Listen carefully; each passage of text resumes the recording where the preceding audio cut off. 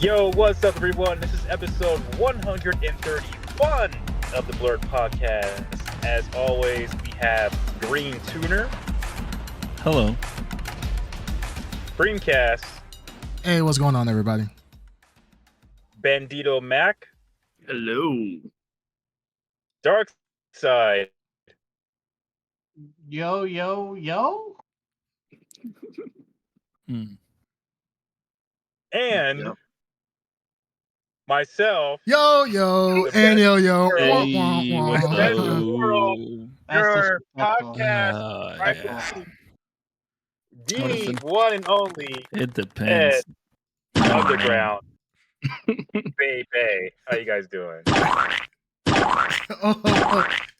Ooh, a lot of fans out there. Oh, wow. Wow, Hey, I haters love will this. be haters. They're all Haters gonna hate. celebrating in unison. I would say hate. I would. It's like the sounding of They hate the trumpets when like, player. like a big But, dignitary you know, comes in. And you think you're I trying would to say don't hate the player. hate the I game? would say don't hate the player, hate the game. But I am the Uh-huh. game. Yes, and you are. You get played Yeah. like a fiddle. That's for sure. Hey, what's going on, everybody? What's up? What's up, everyone? Yeah, what's Hey, up? how's Like, it going? I feel like We're it's been a back. while. Like, every time we take a break, I mean, obviously Yeah. last week we took a break from the Blur podcast, just because we just had a lot of conflicting schedules. I don't know. I feel like it's always so long since we last spoke. So, like, how you guys Yeah, it feels doing? like Man? it's forever.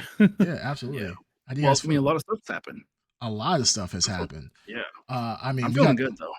You feeling good? Yeah. Well, I don't know if you're gonna feel good after this conversation because we had some Ooh. crazy events happen. I hope everyone has their Excedrin, ibuprofen, whatever it is that you need ready Yeah, because, oof. we are gonna get into it. It's going to be rough. what, I The feel latter like- half of this episode's going to be.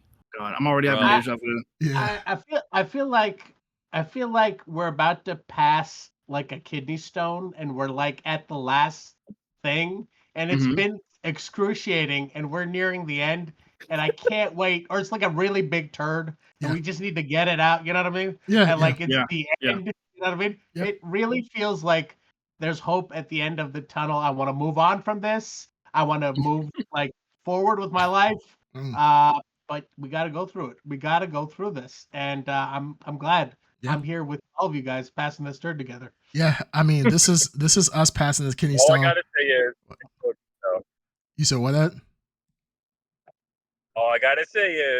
I told you so. guys, this is a. That's all I'm gonna say for now. I mean, Uh, that's yeah, saying. I feel like as we pass this kidney stone, this is a moment for Mhm. all of us to come together, hold hands while we're passing it at the same time. You know, we just have like 5 toilets circle around each other. It's like it's like a brotherhood of piss and passing a stone. Brotherhood of piss. Brotherhood yes. of piss. Like, Like the power of many. the power of many. Exactly. Wow. I mean, we're not going to spoil too much about what we're going to talk Mhm. about. I mean, obviously, it's A in the little title. foreshadowing. Yeah, a little Mhm. foreshadowing. But yeah, we're we're trying. Yeah, we're trying to be tasteful about it.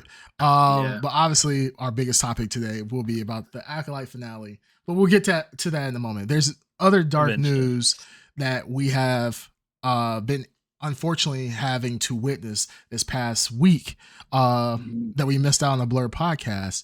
The first thing we can talk about, mostly, for the Blur podcast, for our listeners out there, and our watchers of the Blur podcast, we normally don't get into politics other than jokes, and nothing's really going to change with that with this episode. But we had a pretty crazy event happen in our lifetime.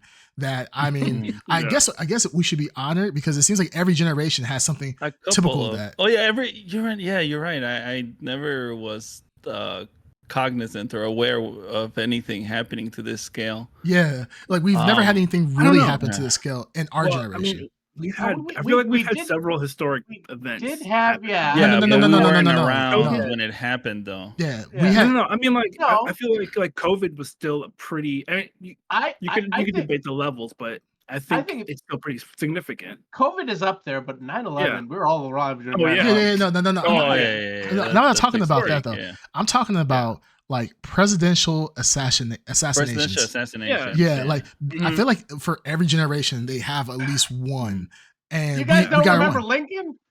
No, I must have been You're- sleeping. Oh, good Linky. Ah, Yeah. shit. Yeah, Yeah. actually, yeah, we used to call him Link Dog back in the day. Yeah. You know what I'm saying? And I mean, Mhm. we used to get crazy. We would be Mhm. drinking Mm. mead He and loved those stage plays, though. Boy, yes, did he love stage oh plays. man, yeah, Mm. them floozies. Mm. Oh, it's Yeah. absolutely The only crazy. thing that I know is that literally the real life incarnation of Dale Gribble was the person that attempted to assassinate the president. Because Is that the more they've been digging into this guy, it sounds like a Dale Gribble, right? He was so bad at shooting or whatever in his shooting club, Yeah, they kicked him out because he was bringing the team down, right? yeah. He was into like conspiracy and everything. So it's like, what the fuck is going on?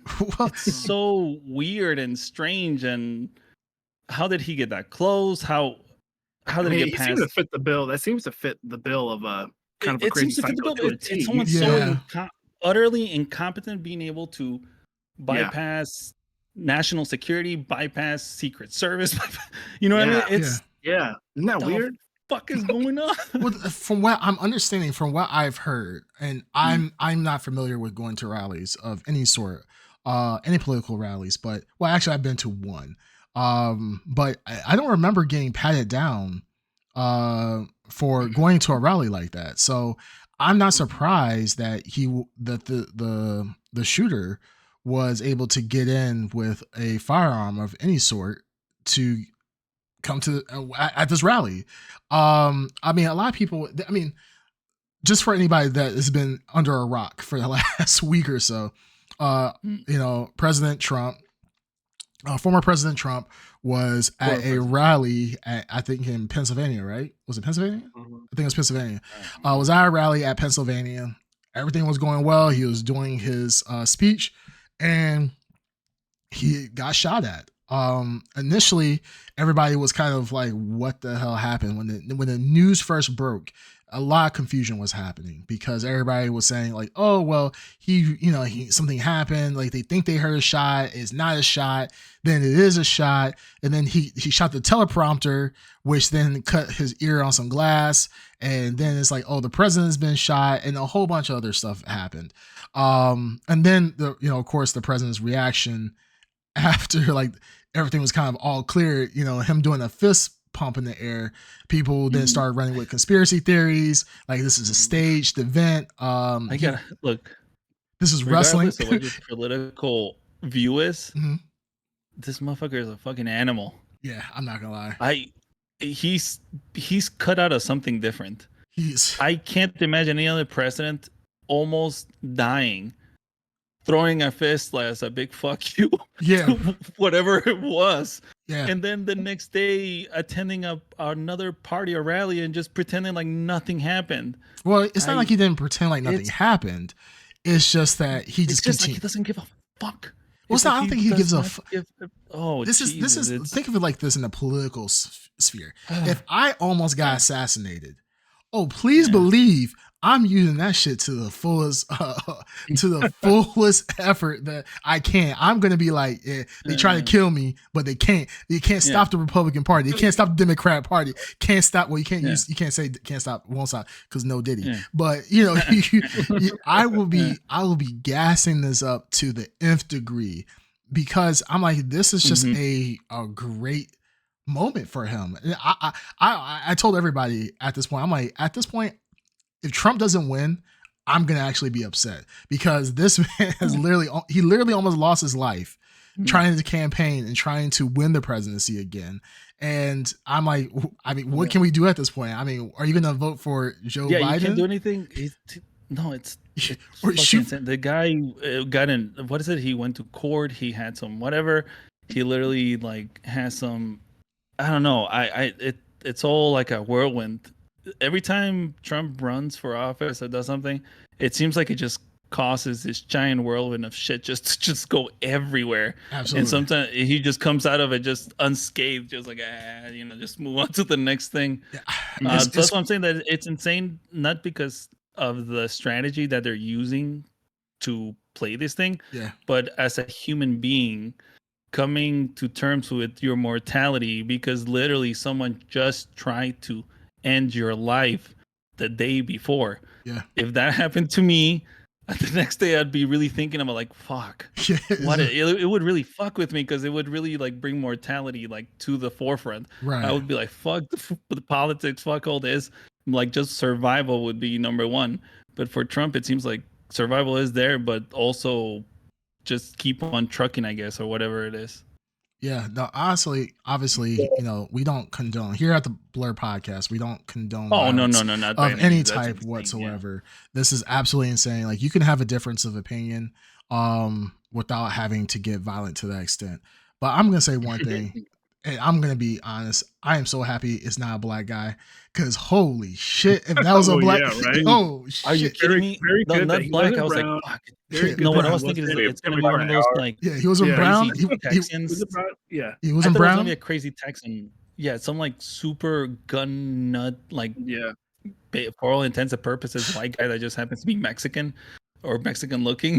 That when they started to come, like, we're fucked. Yeah, I'm like, they're really gonna like this, build do the the whole like ICE and all those raids and everything. I'm like, fuck. Yeah, like I'm happy it's not a brown person, because if it was a brown person of any race, it doesn't matter who you are. You're fucked. Well, look, it would have been terrible if he was Muslim. There's one specific, if he was Muslim, Jesus Christ. There's one specific race that if the one race, it isn't black and it isn't brown. Yeah. If it had been a person of Middle Eastern origins, holy that's what I'm saying. Shit. Yeah, it would have been like a nightmare. Somebody they would have found oil. Insane.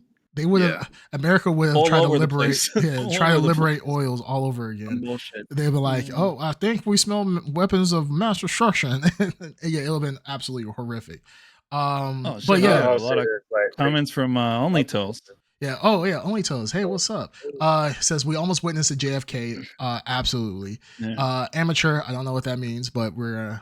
I don't know what that means, but we're gonna skip that. He says Trump is showing big D energy and says we only condone abuse when it involves Ed's mouth. Yes, I agree with that. Yep. That's exactly the sound it's gonna make too. Haters wanna hate. You see the fans I got out here? Yeah. Even my hate. My best friends. I'm just saying. Okay, I don't know if you want to call him a fan. What was that twang? It's saying. Yeah. Hey, it's like this. You know how some people say they hate a TV show, they talk about it all the time, but yet they tune in every week because they're a fan.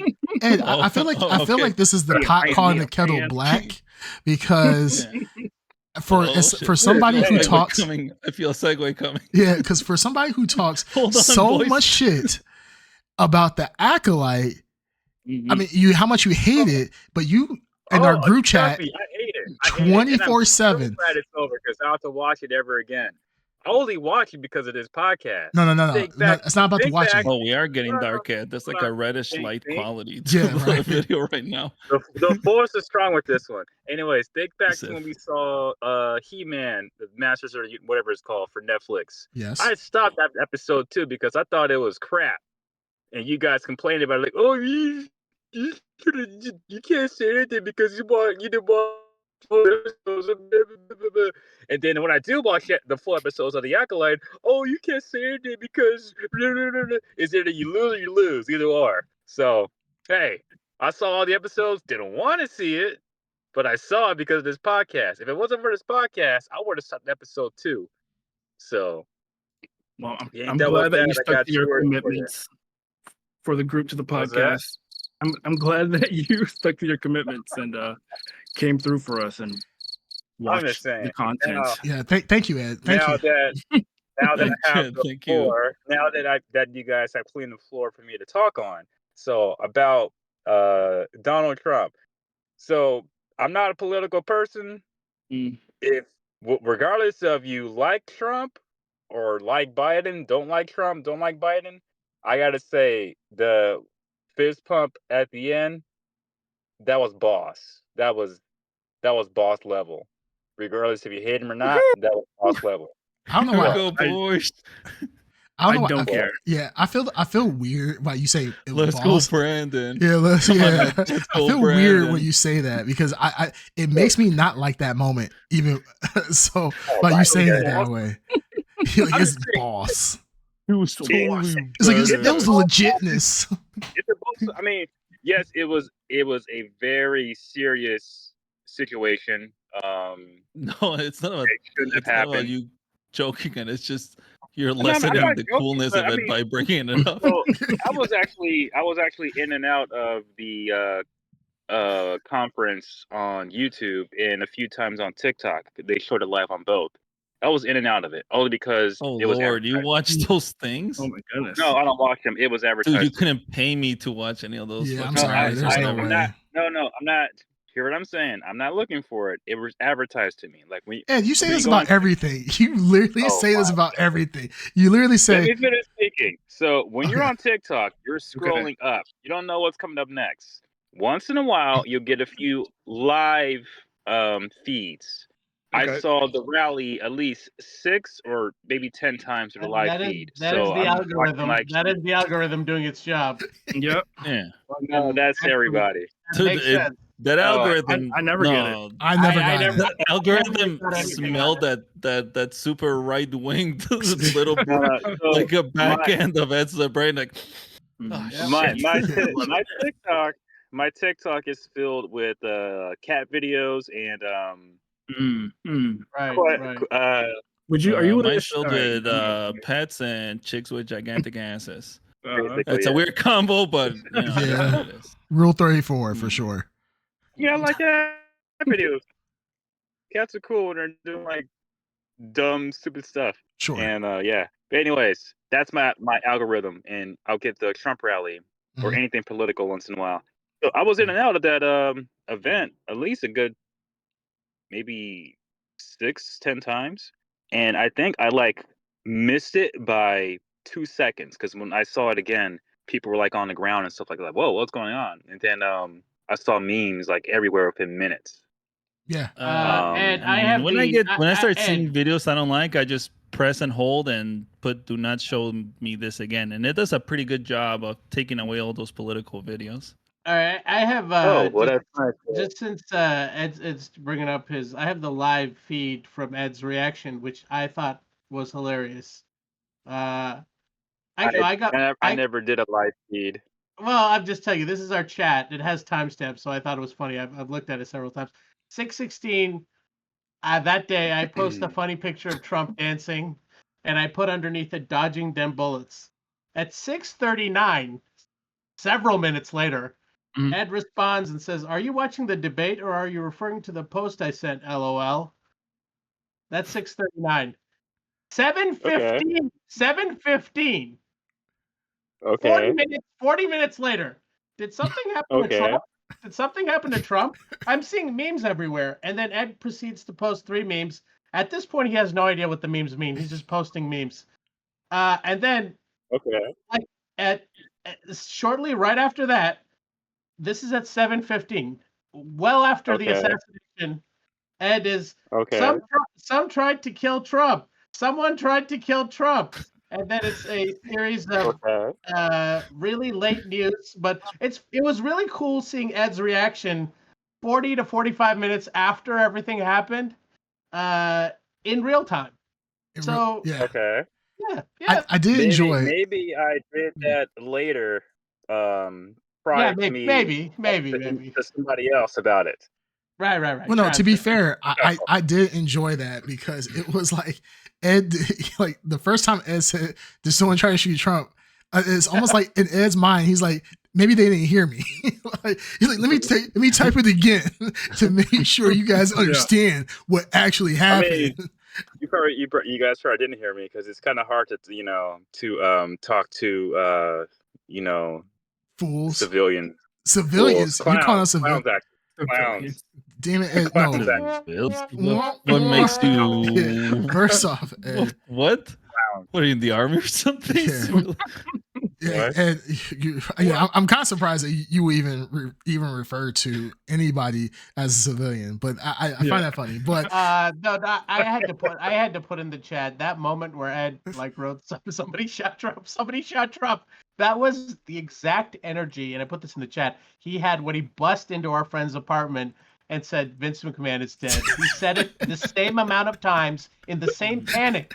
That afternoon. He believed it. Oh so my god, dude! This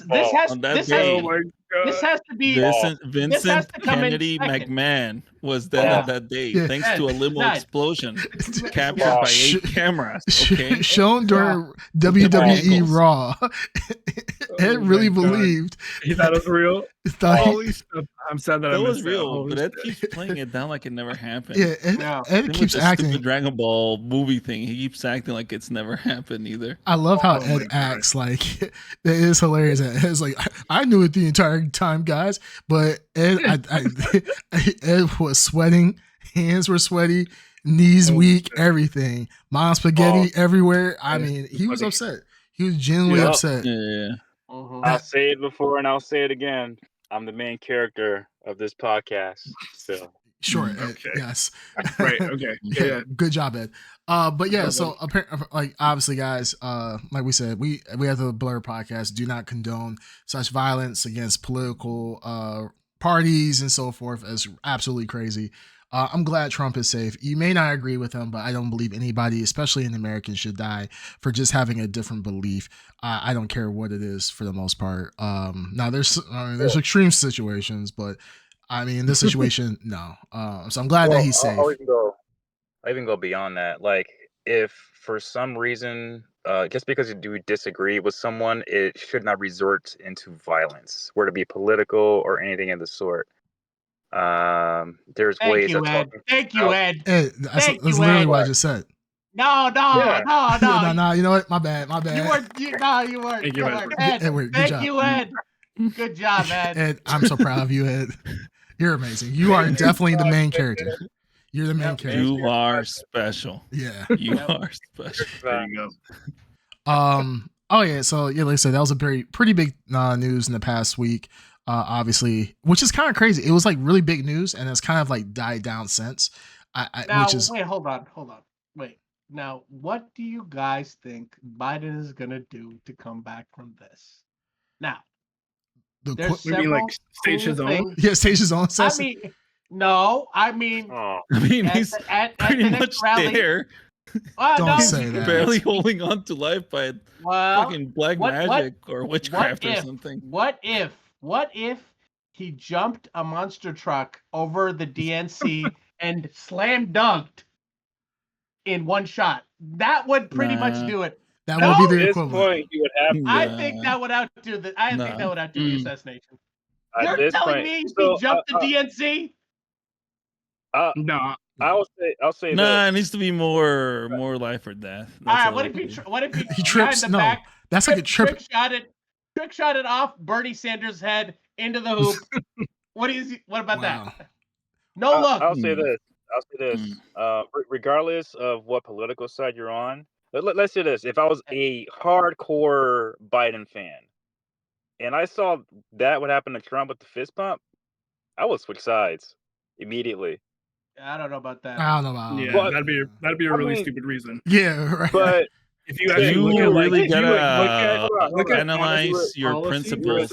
All right, one person at a time. It's just you. Yeah, Bandito, what you were saying? You would think that's a super reason, but you won't believe some people will do that because I believe people would be stupid. I'm just saying that. I thought that's what you were advising people to do. That's what you were just saying. You were just saying that if you were, you would think about it. Right. You just said you have to be clear when you communicate.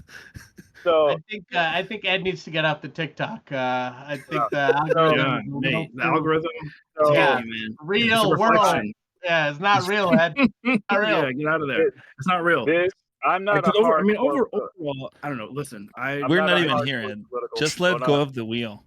This is not even real. You will wake up. Don't worry. All right. One person at a time. All right, go ahead. I'm not a hardcore political person. I'm softcore. I work in the marketing field of graphic design and stuff like that. You got to make He things. sees the tip. He's like, nope. I don't know what you're saying, but all right. So I work in the graphic design. I'm in the media industry career. So we have to make things appealing to the audience. Yes. For from people understand things without saying something.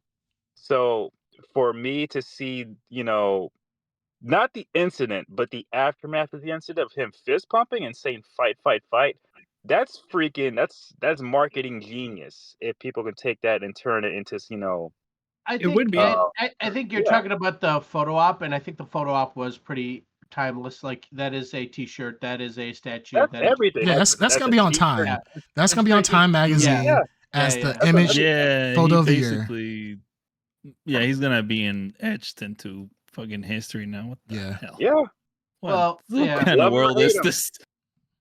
Love him or hate him. I mean, that's The guy that was football. fucking hawking Subway sandwiches and saying you're fired on TV is may be running the most powerful country in the world again. Yeah.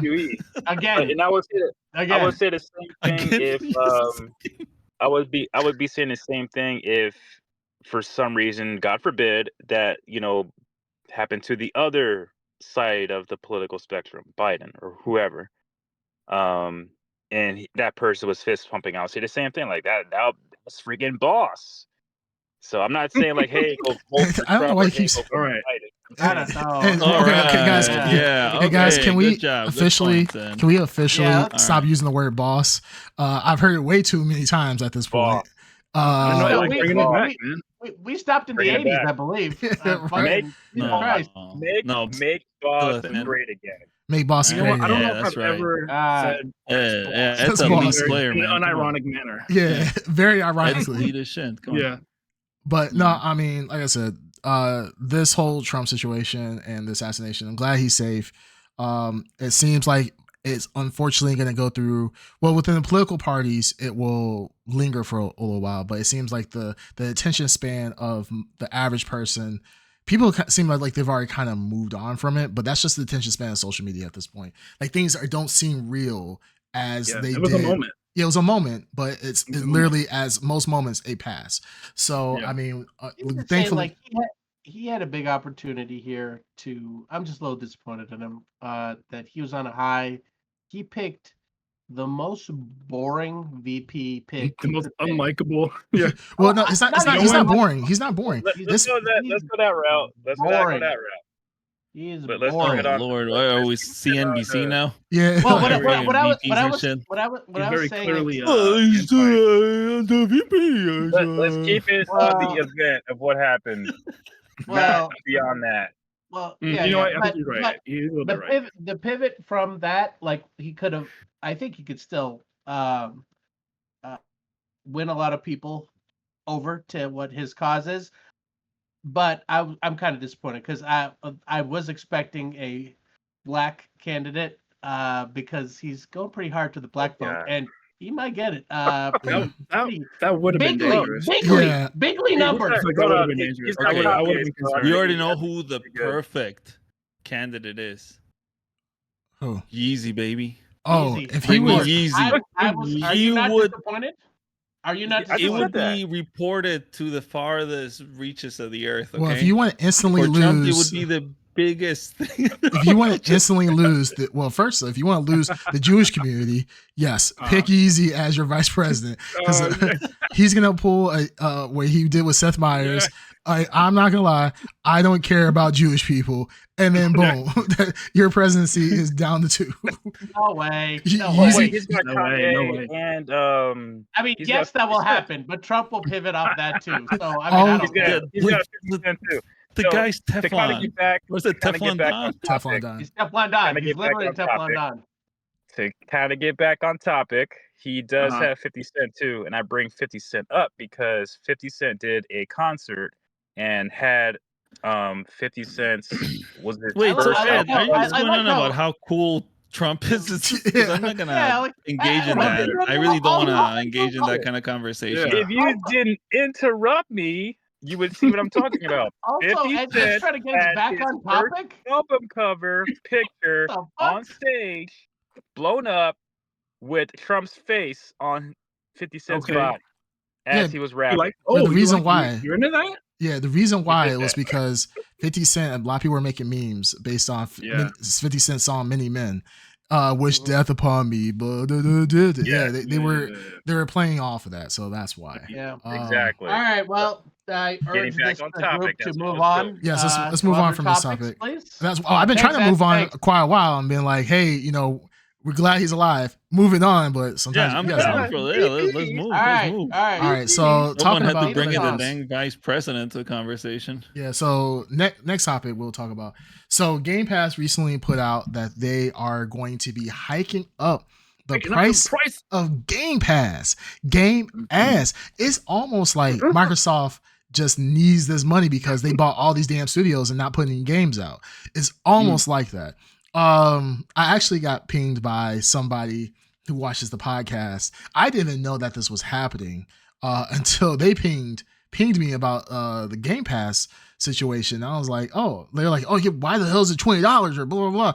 I'm like, $20? I'm like, it's not $20. I'm like, maybe Ultimate might be $20, but Game Pass ain't no $20. And sure enough, hiking the price up. Now, to be fair to Microsoft, a lot of services have been doing this trend. Like think of the Netflixes, the Maxes. HBO Max went up $5, I think, didn't it? All of them did. All of them have gone up. Yeah, everyone's been going up, like not like a couple. Everyone's been going up like 5, 6. It is what it is. That's what's gonna be it from now on. But guys, let's go back in time. Let's go back 10, 20 years ago. You remember when all these companies, like when we had, Netflix was a huge disruptive company. They were disrupting Blockbuster, right? Instead of you having a Blockbuster membership and all this other stuff, you could be able to get, your DVDs for a cheap cost, get mailed to you so you didn't leave your house or any of this stuff. And back in the day, cable was so expensive. Back in the day, you had to pay $100 or $120, even up to $200 to get all the movie channels and all this other stuff. And Netflix and Max and Hulu was coming to disrupt the system.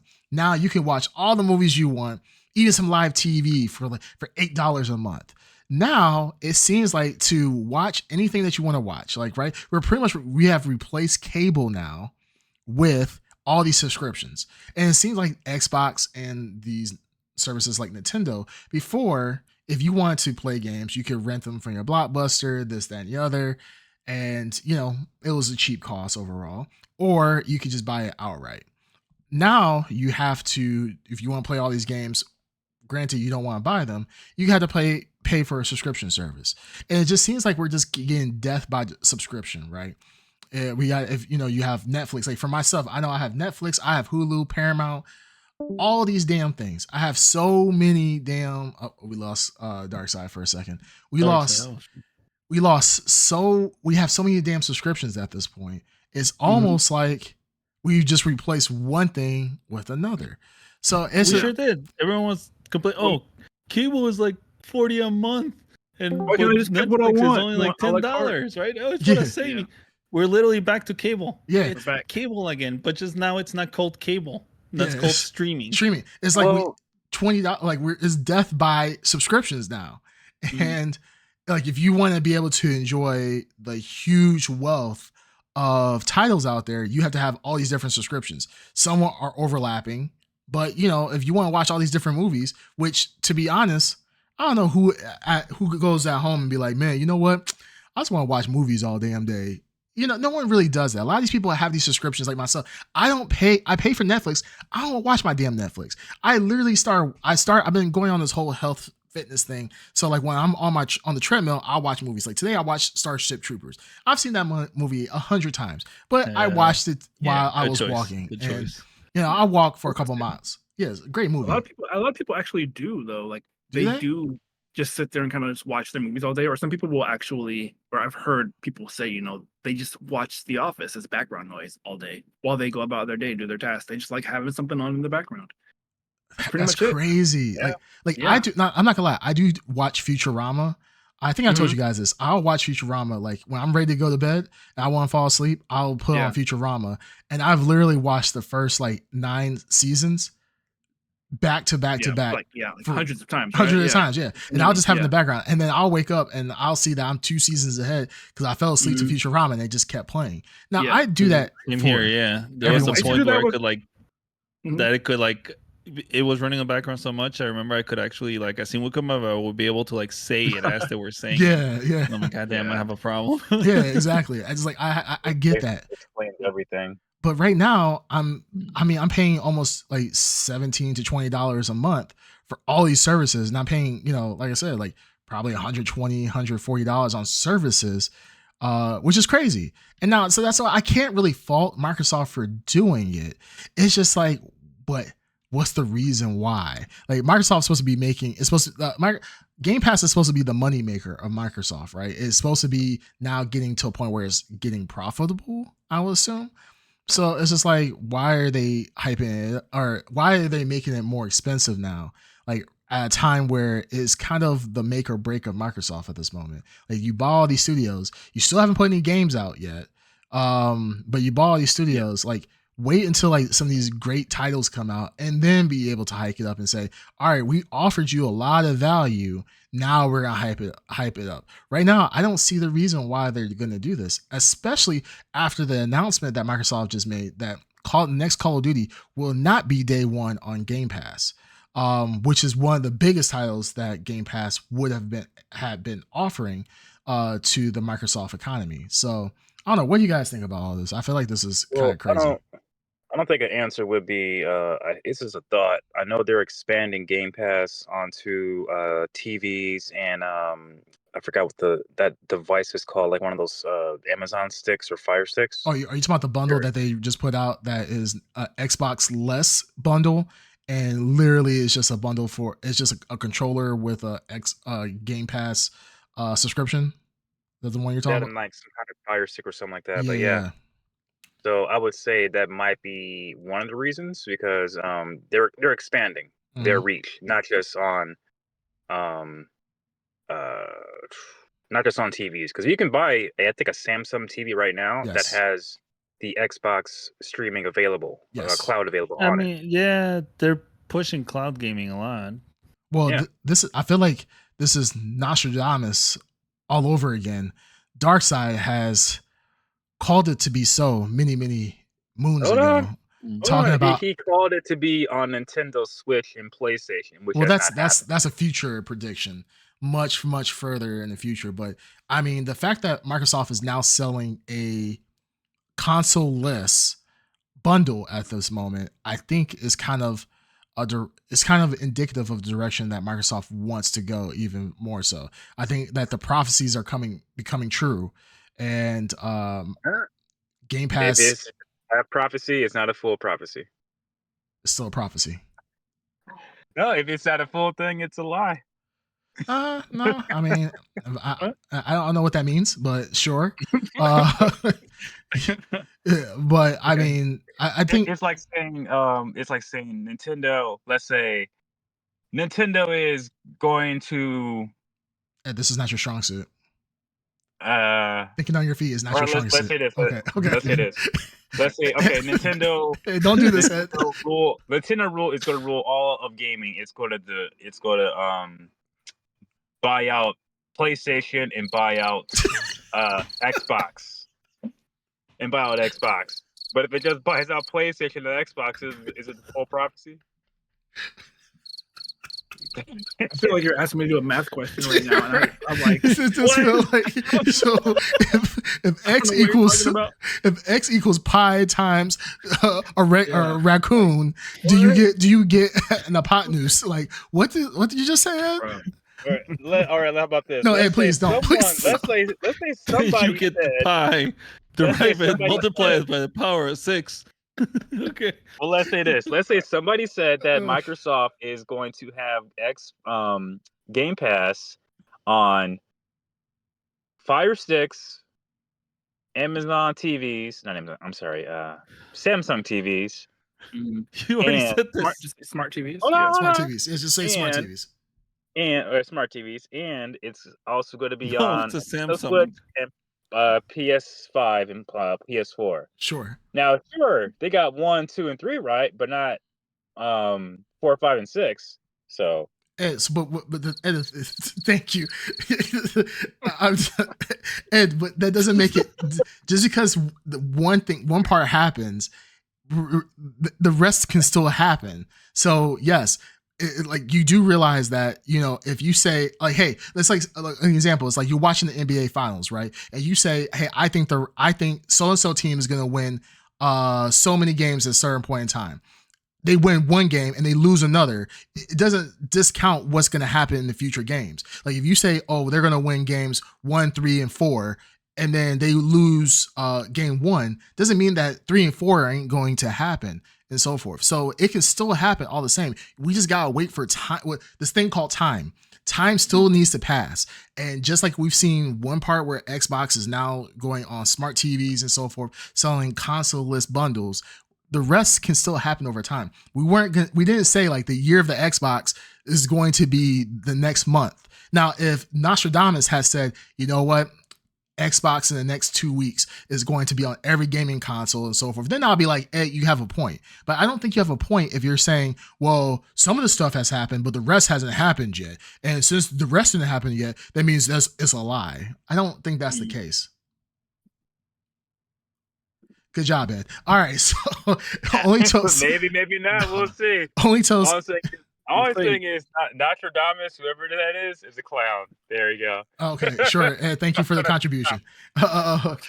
Only Toast said, actually, Only Toast believed in you. He said, let him cook while you were trying to do your speech. He had all the faith in you, and then that faith went down instantly. You completely shit on his. But you said he had all the faith in me. Is Holy Toast a he? Well, I'm assuming a he. I mean, what? Oh, you're assuming. Yeah, that's right. They're very insensitive. Yeah, I'm sorry.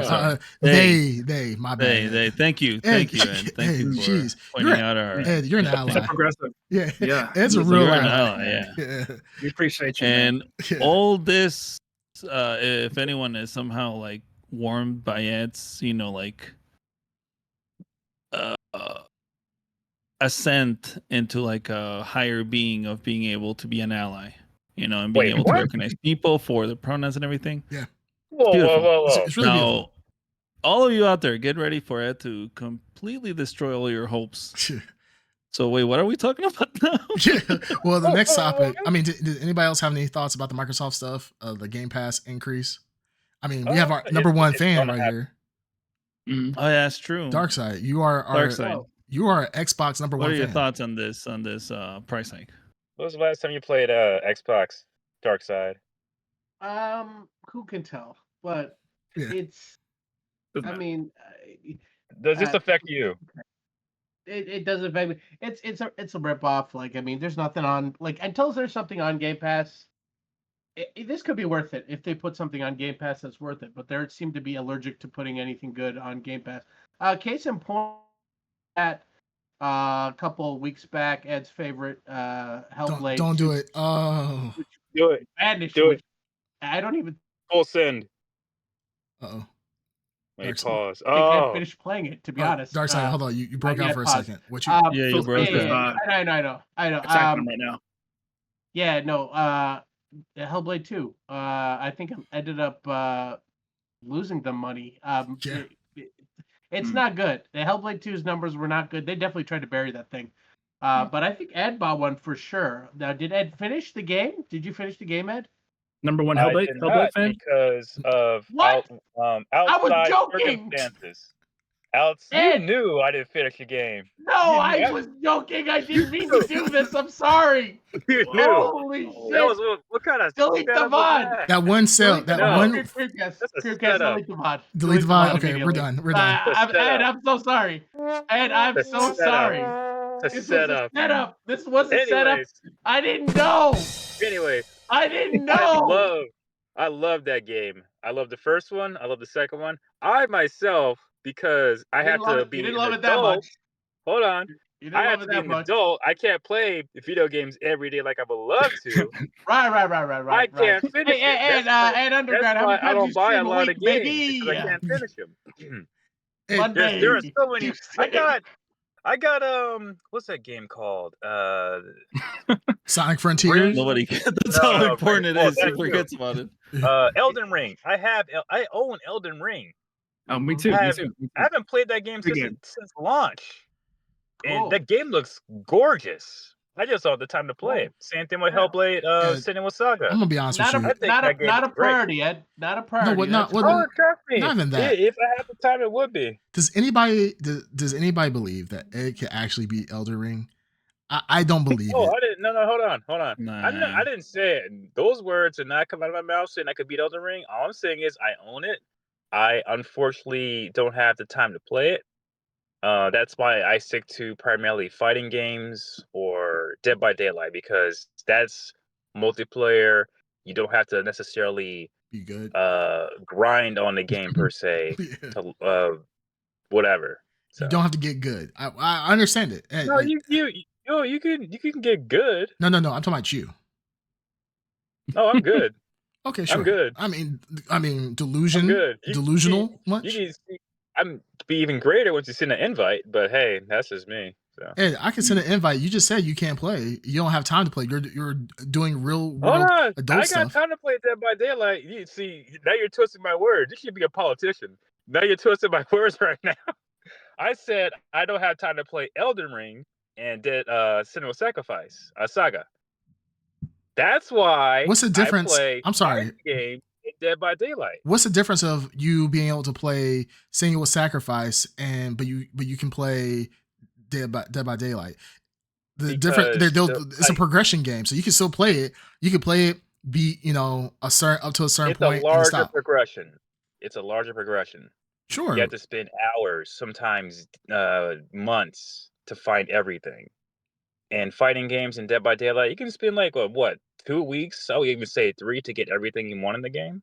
Like I own Zelda Tears of the Kingdom.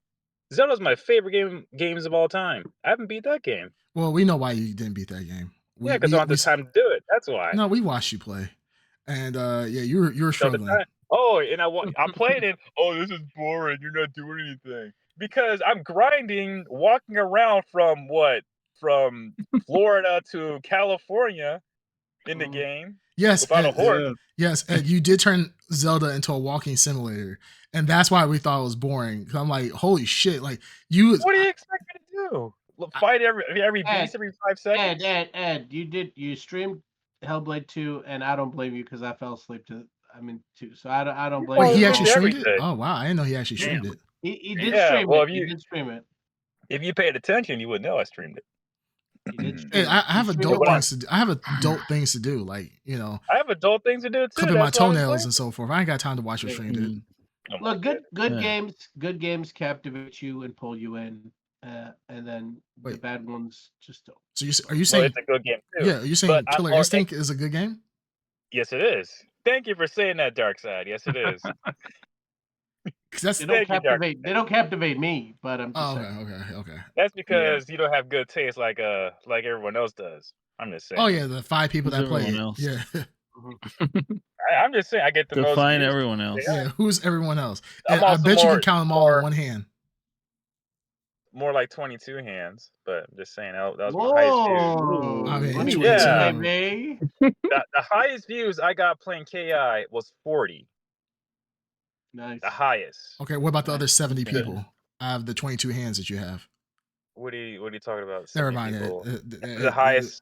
So the most recent views was the highest was. Hold on. The most recent views was 22, and that's when I came back to stream. And also, I got 10 subscribes that same day. And on top of that, someone bought a T-shirt. I love the soundboard.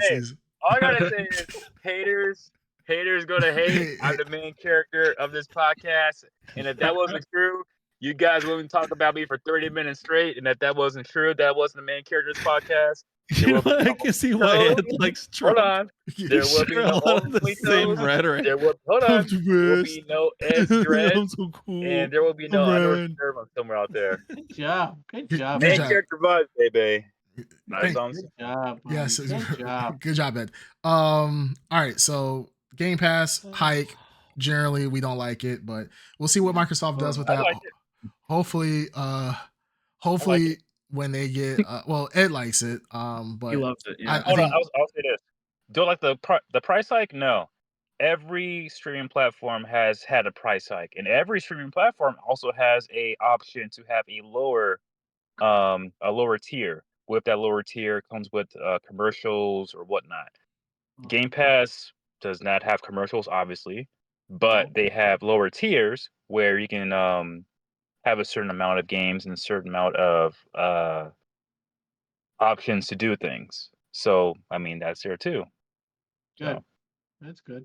yeah, like I have for the other stuff, wise that I have, it's lower tiers. I have commercials and stuff like that because I'm not going to watch most of the things Oh on Lord, Disney can we please start Plus talking and about what. the Acolyte, please? Dear God, okay. can we just Yeah. move on? When someone here was talking, hold Even on, when Only someone Toes here was talking about, is zoning out. well, only tiers can suck it. Anyways, what was I going to say? When someone was talking about VPs, Only no one Tears. said a word but me.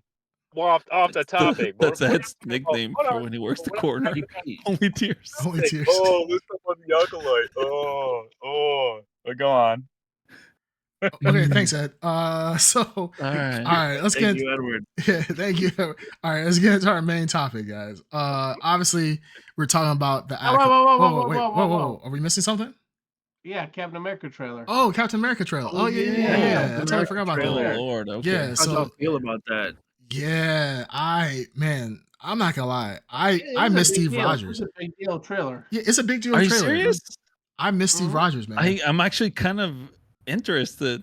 I'm Yeah. interested. I'm I'll be interested. So I honest. didn't I'm see really the interested. Winter More so Soldier. than if it was just Steve Rogers.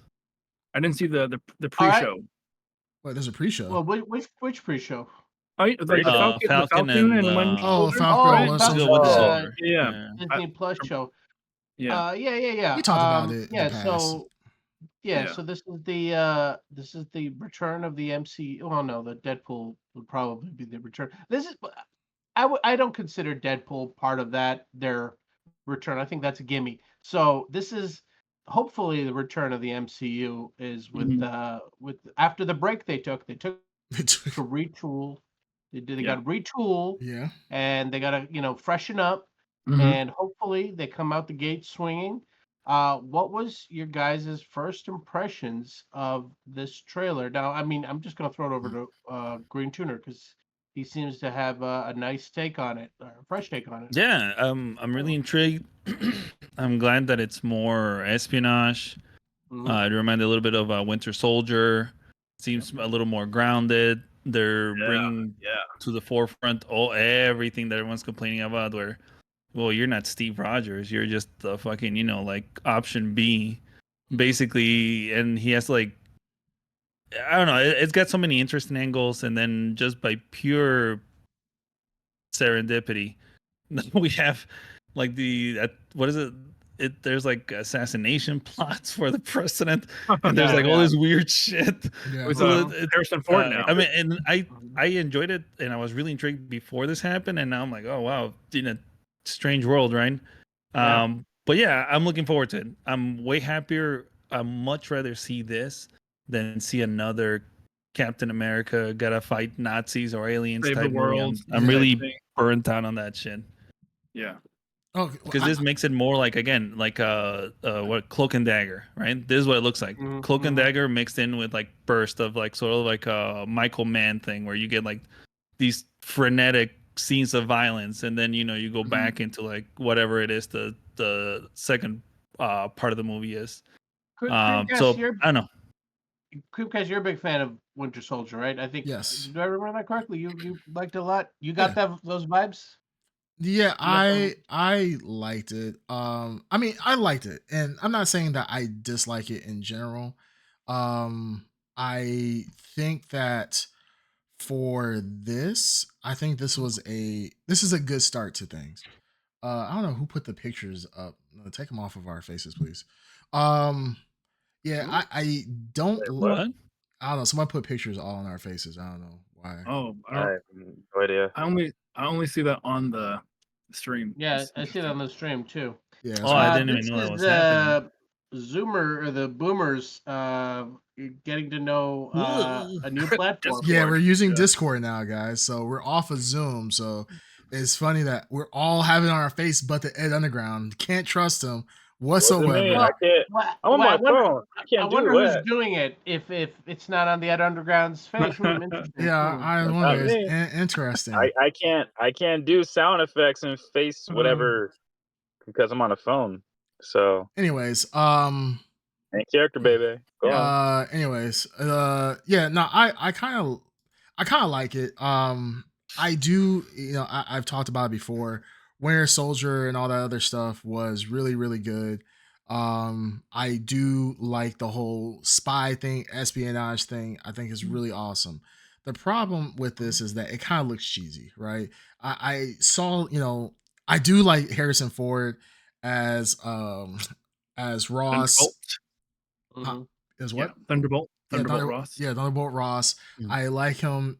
I'm surprised that he's in it, mainly because of the fact that I thought he was done with acting for the most part. But granted, this was shot a while back.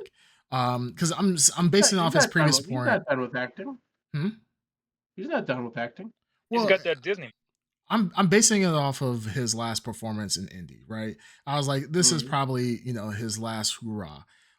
Granted, this, like I said, Indy hoorah, probably. Yeah, maybe, and that's how I'm looking at it. It's just like, okay, cool. He is Thunderbolt. The only thing that kind of gets me is that obviously the previous Ross passed away, so that's why we have Indy. I always get nervous having these old people as showing up as Ross or whoever else. I'm trying to get these damn things off of our faces. This is annoying. We have to live with them now. This is our new normal. Yeah, I'm gonna change permissions since this is what is going on. So, if this is the price we have to pay for the sound effects, I say so be it. So be it. Anyways, yeah, I like it. I think it's cool. I'm fine with it. I did not like the fact that they kind of spoiled that we're getting Red Hulk at all. I feel like it was not a spoiler per se, but it is at the same time. Exactly. Yeah. It's just they needed another hook for people. I feel like. Well, exactly. That's why they did it. Exactly. Yeah. It's a hook, and I'm just like, oh, like I don't like that. I hate that so much. I think they weren't confident in the spy thriller angle. Sure. I mean, when I say that as I'm interested, when I'm going to watch this movie, I'm not expecting to go watch Tinker Soldier Spy or whatever, right? Sure. I'm not going to watch like some really like high concept spy movie where you like with tight writing and everything. No, I know I'm gonna go watch a Marvel movie, but at least like I'm willing to accept it with its flaws. Like I know it's gonna be corny. I know it's gonna have for sure some really cheesy one-liners, but I'm willing to forgive all that if it at least gives me something entertaining. Winter Soldier is the bar. Or Winter Soldier, exactly. If we can get another Winter Soldier or something in that vein, I'm so much more happier to see that than see another Captain America doing the cookie cutter thing that everyone does now, where you gotta fight the villain or the monster of the day, or you're gonna fight aliens, right? That's it. Right. So this is more interesting because it makes it more human. Yeah, I would say that I agree with Creamcast. It looks, and this is a problem with Marvel movies. They look very televisual. They don't try to look like films. Like they look like a Disney. Oh yeah, no, that's long gone, buddy. It's just because they like to try to keep consistency, like all their films to look the same. And I really wish this is the kind of film that would benefit from its own style, like something. And as much as Winter Soldier, even though it was like the Russo brothers and they became like that style, but when they first did it, they had like a very cool, slick look to it. You know what I mean? And then everyone kind of had to copy their slick look because that was the look we're going for. But I wish that this movie did that, and I don't see that in the marketing materials. There's that fight sequence with Red Hulk and with like the cherry blossoms. that looks a little artificial to me. That setting looks artificial to me. Yeah, it looks really. That's why I'm really. That's what kind of like got me out of like. Same, like they didn't need to include that, and then they made it look like shit. Yeah, same. I mean, that's the price of making a movie nowadays. Everyone wants to make it for the cheapest amount of money possible. All these CG guys at Disney are being fucking worked to death, and you can see it in all their films. The more films that come out, the shittier the graphics get anyway. And I'll take it. It's a trade off, you know. I mean, I'll take it. I'll give it to them. If the trade off is a good film at the end of the day, the story's tight, and it really does. Like if this gets me invested back as Sam Wilson as Cap, which is a tall order. It's always been a tall order to like you can't. It's very hard to get. It's been but at least they're putting a thing on it where they're not like trying to shy away from it. They're actually making it a crux of the new Captain America. So I don't know. I just think it's interesting. I'm not saying it's gonna blow our socks off. I'm just much more interested in this. I liked him a lot in the Winter Soldier show. And I think I liked him a lot because he was paired with the Winter Soldier. I think their dynamic is really good together. And this with him alone just feels like he's missing something. And I know he's got a pretty big supporting cast. So hopefully that supporting cast helps out. Also, I'm going to turn it back to politics here. Big opportunity if Trump goes Red Hulk in the next rally. God. Opportunity for him. What? Anyways, do you think this was a marketing stunt? I've said this from the beginning. That is a Disney stunt, and you know what? I pre-ordered tickets, so it worked. Man, Kathleen Kennedy, man, she needs to like for everything. Still down a little bit. Anyways, my take on this is it looks like a Disney Plus show. That being said, this was originally supposed to be on Disney Plus. So to me, it still looks like it. No, it wasn't. This was always a film. Yes, it was. It was originally supposed to be a Disney Plus show. Brave New World was always a film. It was always on their thing. Well, you could go ahead and fact check it, but unless they retconned it, but from what I heard, it was originally supposed to be a Disney Plus film, and then they decided to add scenes and actually make them into a movie. No, but it was always a movie from the beginning. You don't get no. Well, all right. Well, you go ahead. Anyways, and figure it out, bud. I'll look at it later. And two, so I like Sam Wilson as Falcon. I'm not a big fan of him as Captain America, and from what I understand, when he became Captain America in the comics, he didn't do so well either. He's Captain America right now in the comics. Well, yes, I know that too. I'm just saying. Change will always be and he's something that doing pretty well. People have strong opinions on. Yeah. And plus, I know this is going to be appearing on Black History Month, so really push it there. What? Yeah, it's coming out. Yeah, February, coming out in February. February 14th. Valentine's Day. Yep. Okay. Yeah. History Month. No, so from what I'm saying is that this Captain America: Brave New World was always meant to be a movie. Which was supposed to be, it was always meant to be the fourth installment of the Captain America films. So yeah, it was never meant to just go on Disney Plus. But it was called something else. It was supposed to be Captain America: New World Order. That got changed in 2022. 2022, 2023. And then there was some additional filming that they did for the movie. This is cool. I do like the fact that we're going to get a Captain America that's probably going to be more centered on espionage, like Green Turner was saying, cloak and dagger type of stuff. I do like that. That's what made Winter Soldier so cool, right? Winter Soldier didn't have stakes where you had whole universes blowing up and so forth. This was very local, and I know we talked about this. It wasn't like, oh my goodness, we need to stop the giant Titan coming in from devouring the world. Yeah, which funny thing is, it does get referenced in the trailer that what's the Eternals is part of this universe. So, or they acknowledge Eternals, which Eternals is kind of like the redhead stepchild right now within the MCU. So even though they are still filming for, or they're still planning to make the second Eternals movie, but the celestial coming out of the Earth is in the background of the trailer where all these the what do you call it? The U.S. battleships are like launching all these missiles, but they're like right in front of the celestial. Yeah. So there's all these rumors. There's a lot of rumors that the government's trying to control the celestial, and this is what it comes down to. Who knows? But yeah, it's good to. I like that idea that they're not going to retcon the Eternals. Like that's. I mean, it's like a comic book. That shit happened. Crazy shit happened. Yeah. Giant thing appeared in London, and that's over now. This is your life. You live in the no, not the giant shit showed up in London. It showed up for the world. I mean, you had a massive. It did talk to everyone. Yeah, a massive celestial show up in the sky.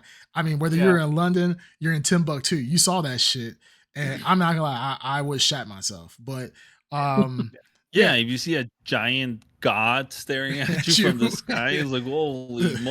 Could you imagine? How can you be a like? Whatever religion you may pick, right. Like if you literally see a giant creature that creates worlds staring at you through the cosmos, like how are you supposed to go to like your church on Sunday?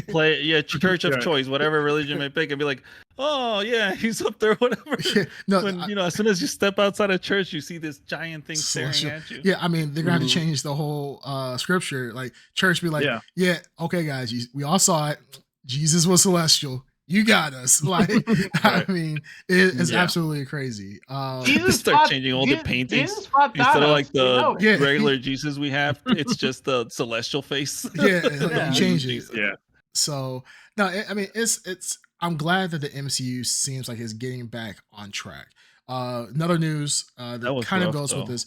Holy moly! Those like last few movies, they've been rough. They've been rough. I mean, because you're saying that the MCU is finally getting back on track. Just remembering like the duds, just like non-needle mover duds that we've had to sit through. Yeah. Creamcast, you mean to say we hope the MCU is getting back? We hope, yes. All this is hinged on hopes and dreams. Yeah. Don't jinx it, you son of a bitch. Yeah, we have. I mean, there's rumors that the Russo brothers are coming back to direct the next. I think they said next 3 or 4 Avenger or Marvel movies, which. I've never wanted somebody to come direct something so bad in my entire life, because even though I know we talk about Sam Raimi and with Doctor Strange, there's a lot. There's a lot that we have gone through in the past few years. These past few years, Marvel has been an abusive partner to the Marvel fandom right now. I want to say Marvel. It's probably Disney. So the fact that we got the Russo brothers again, or potentially got the Russo brothers back again, is phenomenal. I know a lot of people are excited about that. I don't know if there's actual ink in this just yet, but the fact that they are possibly teasing that is, I guess, a ray of hope. So I don't want to jinx it, but I mean, that would be really great. If this movie becomes a banger and then we start getting into the Doctor Doom series or movies and everything else, Fantastic Four, I mean, I think Marvel can rebound from the past few years. Yeah, and I think we'll probably have a renewed conversation after Deadpool Wolverine. I think we'll have a little bit of energy after that. Yes. Based on how that goes. Well, does Marvel have any other movies coming out this year? Not this year. I think aside from Deadpool Wolverine. Deadpool. We got Venom, The Last Dance is supposed to be coming out this year. I know that's not Marvel in the sense of MCU. We still have Kraven the Hunter possibly coming out this year. So yeah. Hell yeah, baby. But in other news, man, just dingers. Yeah, absolutely. All of them. Yep. But we saw another news is it seems like Blade is still in trouble. Well, Blade never got out of trouble. Right. It's in more trouble. What happened? There will not be. I don't care who you cast. At this point, there will not be another Snipes. Well, I'm sorry. Well, Snipes you can bring that guy from the Green. What is it? The Green Book or whatever. I don't care. The Green Book. Oh, it's I forgot the actor's name because he has like a very like unique name. What is it? Mahershala Ali. Yeah, I think it's Mahershala. Mahershala or Mahershala? Good casting for Blade, but I mean, even he left. I mean, yeah, but not like I'm remembering like the fact that Wesley Snipes can actually like throw kicks and do punches and everything. That's all fine. All they got to do is land one good movie, and then we're all on board. Yeah, exactly. Like we sit here and talk shit, right? And we're all like, oh, it has to be Snipes. But I mean, they gotta prove me wrong. Sure, and they can prove you wrong. They can do that. But then we run into the scenario of kind of like we're seeing Blade happen the exact same way that we assume Wolverine is going to end up being, right? We had, and to be fair, Wolverine had a longer run than Blade did. You know, Blade got the 3 movies, and by the third one, we were kind of like, yeah, this is kind of trash. But I mean, we never saw Blade in a true MCU scenario. And we're kind of running into that now. We saw what Blade has become now. Now this is pre MCU, but now you know we're kind of seeing that with Logan, huh? Sticky fingers. Yeah, sticky fingers. Absolutely the real Blade. Stop doing that. Like I try to forget it. I try to forget that every single time. It's never you don't like sticky fingers as Blade? It's like I just ate nasty food and you're making me regurgitate it back up again. And that's sticky fingers. It's like, no, please, does not do that. The Spike original series. Remember Spike? Spike. Oh, the Man Network. Man shows. Oh God, yeah. I mean, those are dark days. Dark days in cable. Spike TV. Yeah, Spike TV. What dudes like?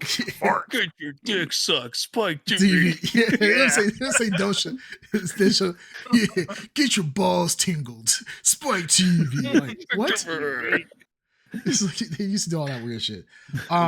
Wesley Snipes did say that he would be.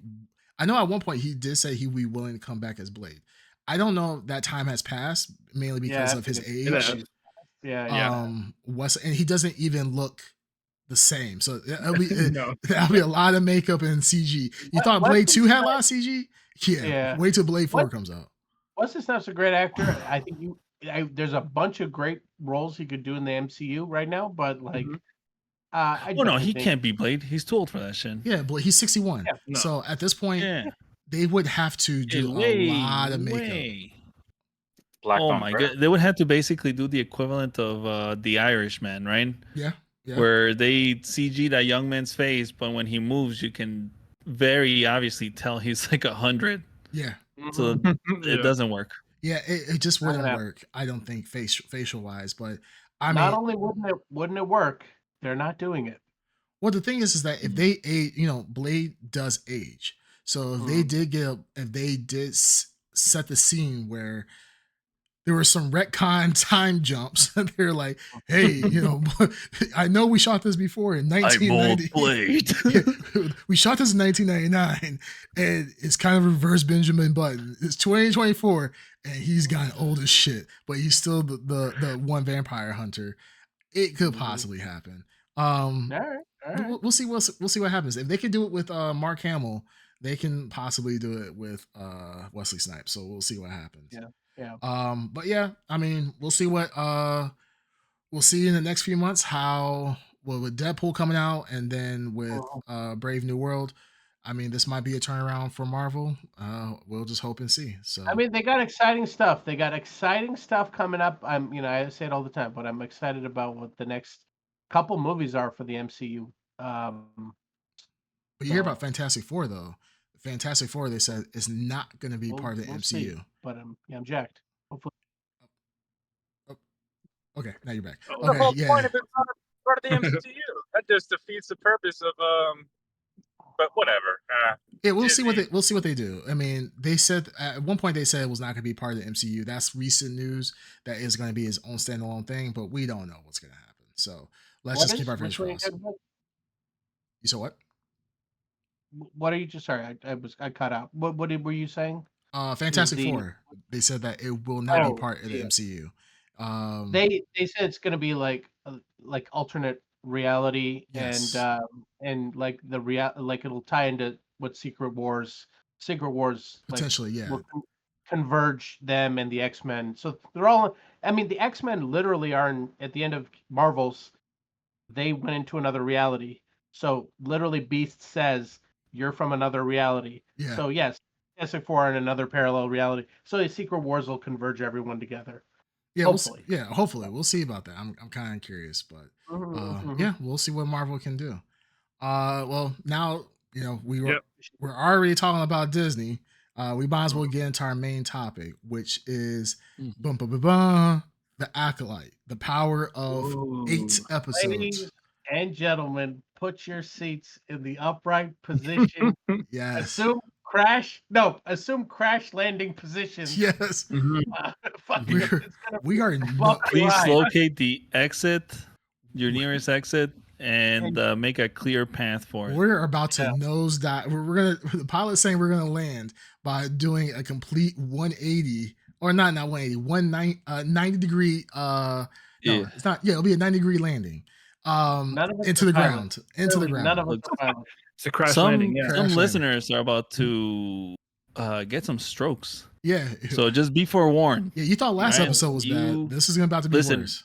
Yeah. Well, we need to cover 2 episodes, right? In this group, we've been hardened, okay? And even us, with this hardened history of it, we still can only take so much. Yes. So I can only imagine for a mere human what it's gonna be like. For a civilian. For how a civilian is going to be able to react to this. I'm scared and excited, as if I was going to walk on hot coals. I know it's going to be painful, but I'm excited to get it over with. Yes. It's going to be good. Let's do it. This is therapeutic. We're about to let loose. Right now we're getting our feet wet in that little puddle before you run across the coals. Exactly. Right now we're just getting our feet wet. Yeah. All right, so let's just jump into it. All right, so we have. Do we want to start with 7 and then 8? Yeah, we can talk about. Yeah, we can do 7. Okay, both together. Just put them together. Actually, let's put them together because they're blended in my head. So. Yeah. But it starts with basically the backstory of the twins. Yes. Right. We finally learn what happens. Episode 7 is complete backstory. Here's what happened. Yeah, it's 7 is all backstory showing you what actually happened on the day, right? And 8 is basically the aftermath, the blowback from it. Okay. Yeah. So all right, let's get into it. So episode 7, it was okay. Backstory, it kind of just all blends into my mind. But backstory, we find out what the Jedi. We find out what the big secret is.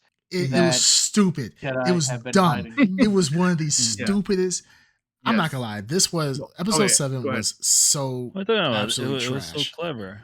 It literally clever.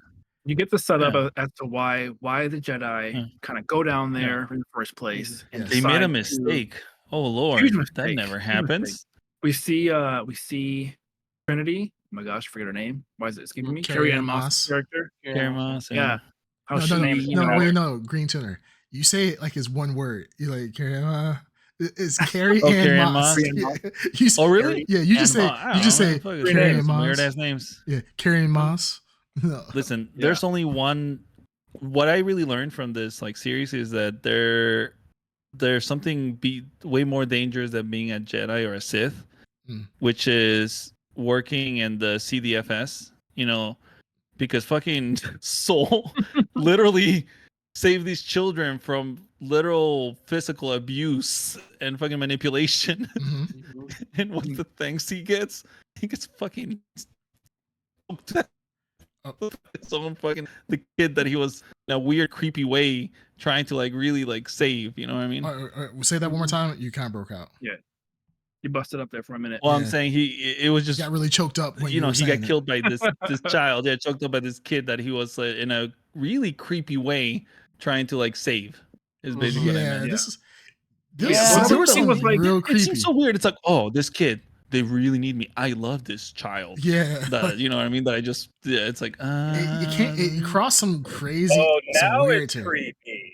Now it's creepy, huh? Yeah, you don't have a foot to stand on. All right, please, let us just get this out and then we can argue, okay? Yeah. Yes. So, you're right. So, So basically, like what you were saying, you have Soul. You get his reason for coming out and trying to capture the children, but which I felt was like not really explained well. It came off like you said, it was just creepy. Like, why did he It was suddenly creepy. have It this was huge rushed. desire? Yeah, it was very rushed, is what it felt Rushed, like. yeah. Felt It seemed kind of incongruous. very Like unearned. it Yeah, I mean, yeah, I you're felt right. like It was an urn, and it seemed like they just came up with it on the fly. Like yeah, it was the biggest reveal. They Mhm. came up with of the Virgins because the Virgins became a big Right. deal. All of a sudden. Virgins was a big It deal. literally they came up with the Virgins in that one episode, and then it became pivotal to the last two episodes. So it was Mhm. definitely unearned. Like it just like Yeah, it just kind of like it dropped came in out of there. nowhere. Yeah, Yeah. and it felt like just out of the blue. Mhm. And kind of like what Carrie Ann Moss, what I can't remember her character's name, but her Jedi character, Yeah. she Mhm. seemed very reasonable at first, or trying to be the voice of reason, right? Mhm. Trying to get them to stop from interfering with this coven of witches. But Soul's just weird obsession with trying to go grab them, and her just sort of relenting almost from. I mean, I feel like they tried to build this sort of relationship where she's like, okay, I'll let him do his thing because he's a good person, sort of. Mhm. But then for her to then keep saying like, okay, fine, we'll do this, and then once it finally blows up, now she's like, okay, well, I'm gonna help you cover it up.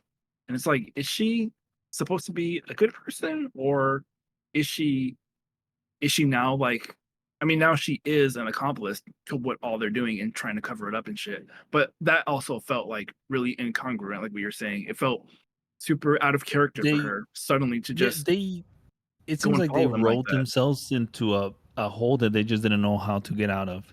Yeah. Because you're right. I hadn't even thought about some of the other things where like nothing fits, nothing was resolved. Mhm. It seems like it was just they were doing so well. They were doing so It seemed well. like, And yeah. these last two, and then And I don't know if it's the editing. I don't know, and I don't want to think it's the actor, but like Mhm. OSHA, whoever it is, cannot convey like Emotion. Yeah, I think it was emotions both. Yeah, I think it's both. it's so flat. Her delivery is Yeah. so Her Really? flat delivery, and uninspired. It's like, oh Lord. And then yeah. combined, it stood out more because now it's combined with like really like bad writing again, Two right? Mhm. actors. Like they brought us to this high where we're like, oh shit, there's this huge like murder mystery, right? Yeah, But then like everything was excused. Literally, it was just a misunderstanding, which I know yeah, that's how things happen in life, but that's not why we're watching Star Wars or whatever it is, right? yeah, Mhm. yeah. If I It want just to didn't watch what come happens in real together life, I'll well. just go watch a documentary. Sound like Right? me right So now.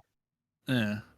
Yeah, Sound it like just me Yeah, didn't. right now. It didn't like come together. I felt like it just didn't come together as well as I hoped they would have done it, or at least I feel like they were aiming for it, because I feel like I know what the story was trying to do in a Yeah. sense. Like they were trying to get this sort of emotional story about these two kids who, don't want to be split up, but they're the same person and this sort of thing. But yeah, Mhm. it just came out flat, and the writing wasn't there to support it. Like it wasn't strong enough for them to not, I I was to more carry interested anything. and invested in like the other guy, the politician that was actually trying to like put things in place to like put checks and balances and everything. I'm like, oh fuck. Mhm. I'm like, yeah, that is I, interesting.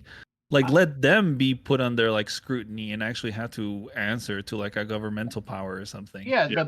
And yeah, the good. they opened all these doors and we were like, Right. we're like, oh wow, Yeah. what's going on here? We were Yeah. all like really invested in everything. It's all the And it interesting pieces they eh, have, but they the only just cool thing never. that I gotta think is when Carrie Ann Moss murked that gang of witches at once when she killed them through the Chewbacca Oh guy. Oh, and yeah, she that was was pretty cool. Yeah. when she Yeah, was And doing like she was trying not to, but That you was could tough. you can see her like Mhm.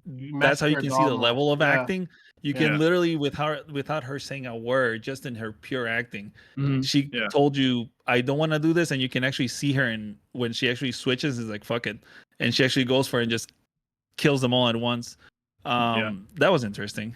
Yeah. Yep. Yeah, and I also want to say that like I've said it from the beginning, the idea of the conspiracy and the cover up is, I think, the most interesting part of this like series, and I like how they depict the Jedi. I mean, it makes sense that you have kind of like if you have a body that's been around as long as they have, kind of like the Catholic Church, you know what I mean, or like any kind of structure that has like power the way that the Jedi do. Obviously, and you know, through like the movies of what we've seen, you know, you have dark side goes into like these various Jedis and turns them throughout history, and obviously in the comics and in the novels and everything, it happens again and again. So the idea that there's cover up and it like tarnishes the illusion of the perfect like the good guys, kind of like the police or something. I like that. Yeah, I like that. You know, they're fallible. I like that. I mean, I know we see in like the the prequel trilogy that they are fallible. You know what I mean? Like they have major issues, and like that's the whole point of like Anakin and Luke. That's why we like them, because they're not these tight ass stick in the ass kind of guys. They're just kind of like more normal. But I like the idea that there's like this cover up, and I like that. So like, I mean, Ed's favorite character, the green chick, who, yeah, for whatever reason, she she's annoying for sure. And I was really angry that she never whipped out that laser whip again. I was the whip again, me too. Laser whip. I see her in combat with that. Time. Yeah, and here's the other thing I want to say: the fighting in the last episode was good. I liked the fighting. Yes, I fucking loved. I hated that. Versus the stranger. You I didn't like hated it so much. No, I hated it. I felt like it was really like I feel like their fighting choreography has been so on point. Like that's probably one of the highlights of the show. Is just how well the fight scenes have been shot and just have been shown, because like they're minimal cuts, I feel like, and they show the actual fighting, whether it's the stunts or the actual actors doing the motions. They like stay in frame and actually capture it, and don't, you know, move away and show actually, like I'm saying, like showing what happens, which is actually nice, and it's actually not terrible. Green Tutor, did you not like, and because I thought of this too, because it was so unusual for Star Wars, the Crouching Tiger, Hidden Dragon-ish wire foo that it happens. I didn't like it. I mean, like it? Okay. I've watched enough movies to like know what I like. The reason I didn't like it, it's just seemed like, and it was also a combination, and with all the other points we've said, but it literally did the one thing that I hate, and it irks me that Star Wars always does. It couldn't help but go Star Wars. Like half of one episode was literally the two guys just duking it out in a lightsaber battle. That's literally straight out of like an EA video game, right? It's like, Jesus Christ, we're going down this fucking path again. And then they followed it with the Wing Chun stuff or whatever, the Kung Fu. I was just like, I'm just done with this series. Or with, not the series, but with this episode, let's say. Because like I said, the series did have some high points. So I'm not going to completely disregard it overall. But it's just, it was such a letdown, these last two episodes. And now they're doing the other thing I hate, again, being super Star Wars, where like they're like, oh, we gotta do this giant like teaser, and we have to bring in someone like all the Star Wars fanboys and all the idiots that only know Star Wars by name recognize Yoda. Oh, Master Yoda, and it pans in and cuts. It's like, fucking, they just can't help it. They have to go there, no matter what they do. They have to go there. Sound like me. Now, wouldn't Yoda why does Yoda look old in the because nothing matters. Nothing makes sense. He was still. Hold on, there is a reason. He's supposed to have a slick pompadour. Like I wanted them to cut to Yoda, and he's like combing. Why is his shit not dyed? Like, come on. He comes out. He has like a really like expensive silk robe and like rings all over his fingers. The shirt is open, and he has like little Yoda hair sticking out. Like, I'm pimping Yoda this back in the day, son. He's like fucking rolling up blunts with the Force. He's like, he just goes into his mouth. Boop. He's like, I'm pimping these Jedi. You know how the police were like more corrupt in the 70s, and they like had dealt cocaine, and they were just in on everything. That's how I imagine the Jedi were at this time. They're all just snorting coke, and just like, this was Yoda in his prime, baby. This was a yeah. party Yoda. Go fucking just snorting midichlorians left and right. Yeah. Midichlorians. Oh, also, since you brought it up, are like is midichlor are they allergic to saying the word midichlorian? They kept saying that's M gone. count. Oh yeah, it's been stricken from the gone. record. Like he's saying, there's no more midichlorians. Yeah. Yeah, I was like, oh, we're testing her blood, and I'm like, yes, say it. Why are you testing her blood? And he's like, to get the M count. And I was like, you bitch, you can't say midichlorian. Is that bad? Well, I don't think. No. I don't think that it's mid. I don't think. I think honestly, it's not just that. You know what I think it is.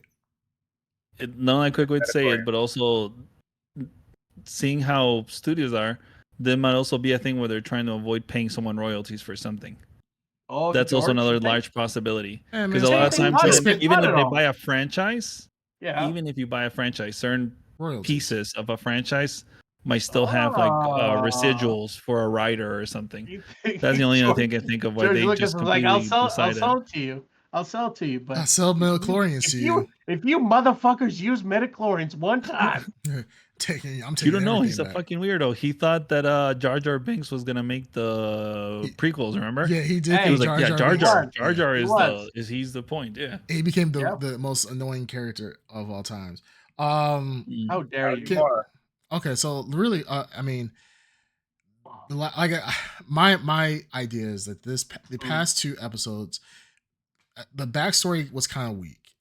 It didn't have a lot of substance to it. I agree with that. The backstory didn't have substance. It felt rushed. The Virgins, like they talked about it at first and they brought it up, but they didn't really go into the importance of it, and it just felt very shallow. And how the Virgins was supposed to be this big event that's supposed to happen in Star Wars with a high M count, a lot of midichlorians in one area concentrated that caused miracles pretty much to happen. They really didn't, in my mind.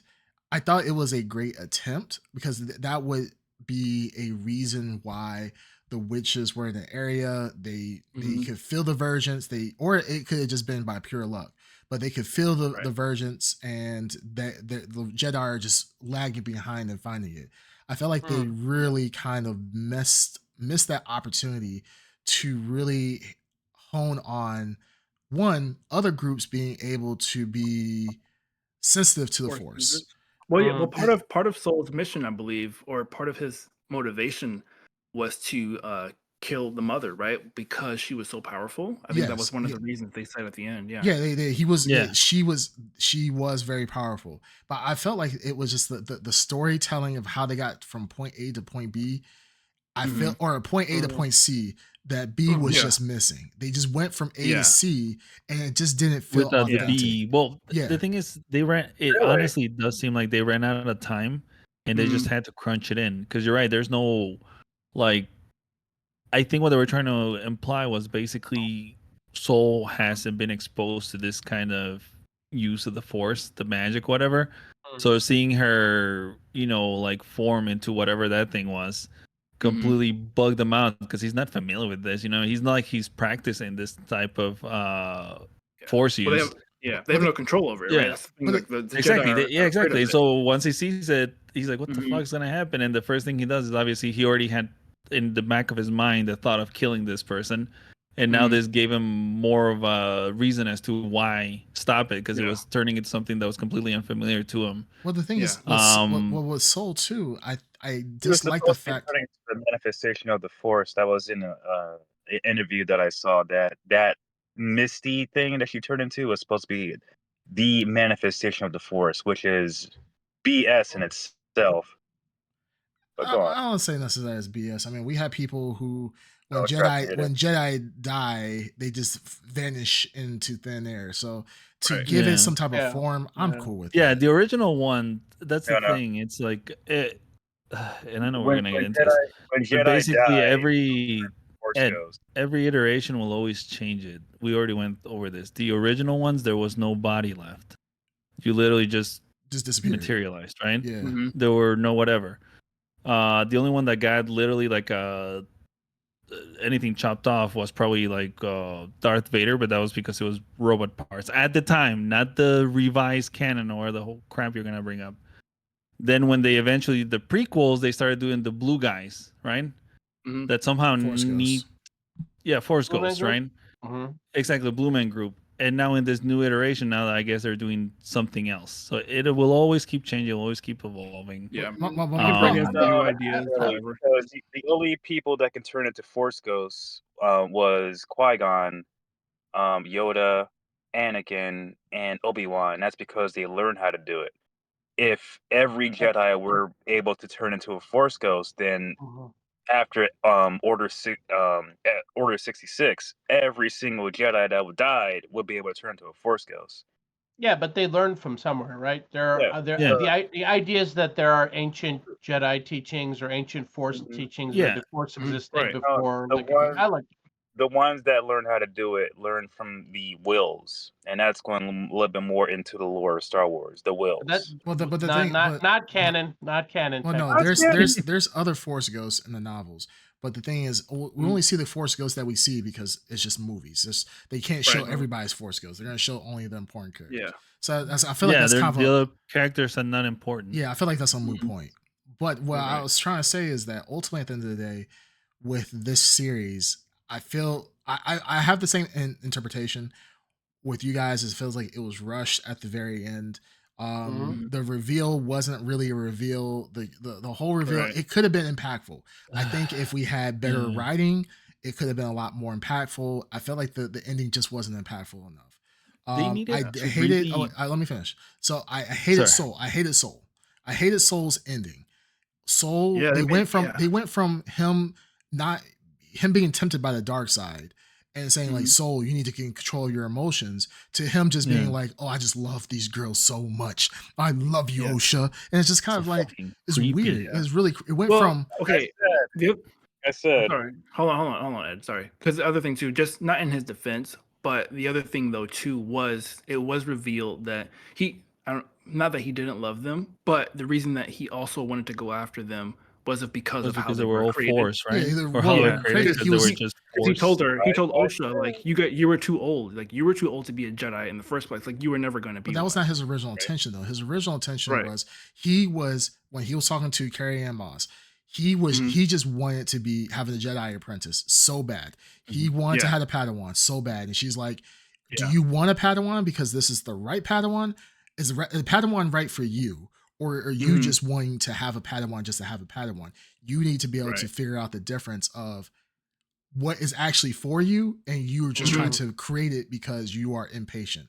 And I felt like Padawaning. He's Padawaning, and I felt Padawaning hard, man. Yeah, they both were. Well, the thing is, I really wanted Soul. Padawan. I wanted Soul to. I thought Soul. What was going on was Soul, even though he had become a Jedi Master at this point, he was still very emotional. Now I thought they were going to go more into the sense of he is tempted almost like a dark Jedi. He's on the verge of being a dark Jedi. He's not in control of his emotions. He's tapping into forces when he gets upset about things, about X, Y, and Z.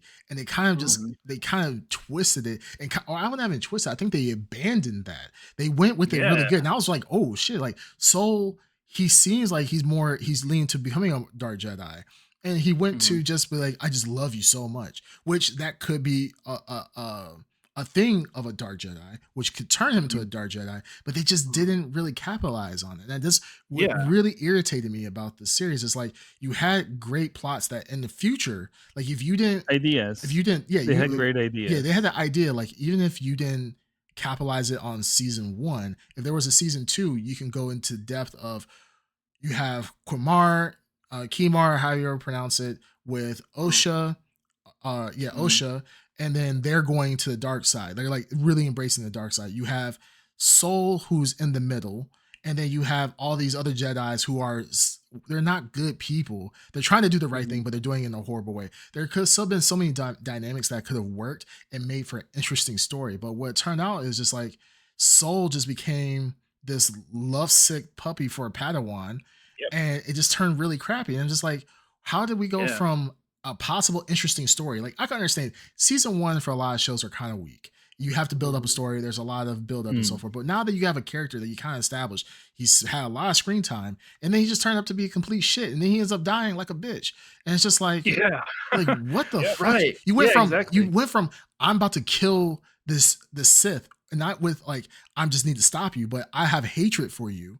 To it's okay, choke me, daddy type of advice. I'm just like, yo, this is weird. This is really weird. And this show tanked absolutely for me at literally season episode 7. It tanked absolutely. And in the last episode, it started to get better.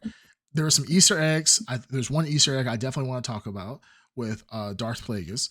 But I want to talk about that. Yep. But it's like they sprinkled shit on episode 7.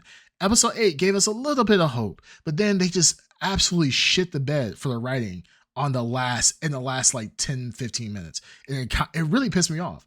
And it's just like, I really hoped for the series to be good. I like overall where they kind of ended up at, because I want to see I want to see Osha grow up. Now, I hate I'm not gonna lie. I think the Amanda Bynes, or whatever her name is not the greatest. Amanda Bynes, yeah, exactly. She got a tan. She got a tan, guys. I like her acting. Yeah, her acting is weak. Like the twins. I'm glad the twins are done. I don't want to see the little kids. They are shit. But kid actors usually suck. I like how it ended, to a point where it's like, okay, I can understand why she got to this point where she's at, but she still is like a baby Sith, like almost like yeah, I'm a bad guy now. I look kind of cool doing it. She doesn't feel authentic. I want to see where it progresses, but it's just like this show just didn't know how to finish. I think they did decent in the middle. They did kind of whack in the beginning, decent in the middle, or it was good in the middle. And then at the end, it just kind of just shit the bed. So didn't stick that landing enough. But yeah, like you said, like that Soul's like character they just kind of killed it. Just kind of killed him, and just didn't give him his.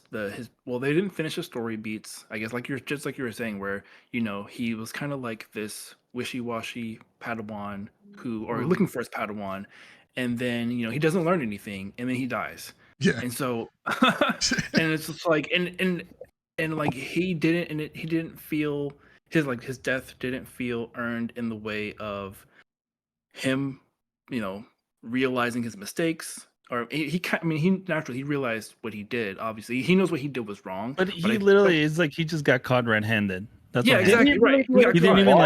He didn't even like come to a realization that he had to like open up and let consequences be what they are. He got tricked into basically confessing. Yeah, that's what you do with villains. That's not what you do with your main characters. Kill me now. Yeah, you know what I mean?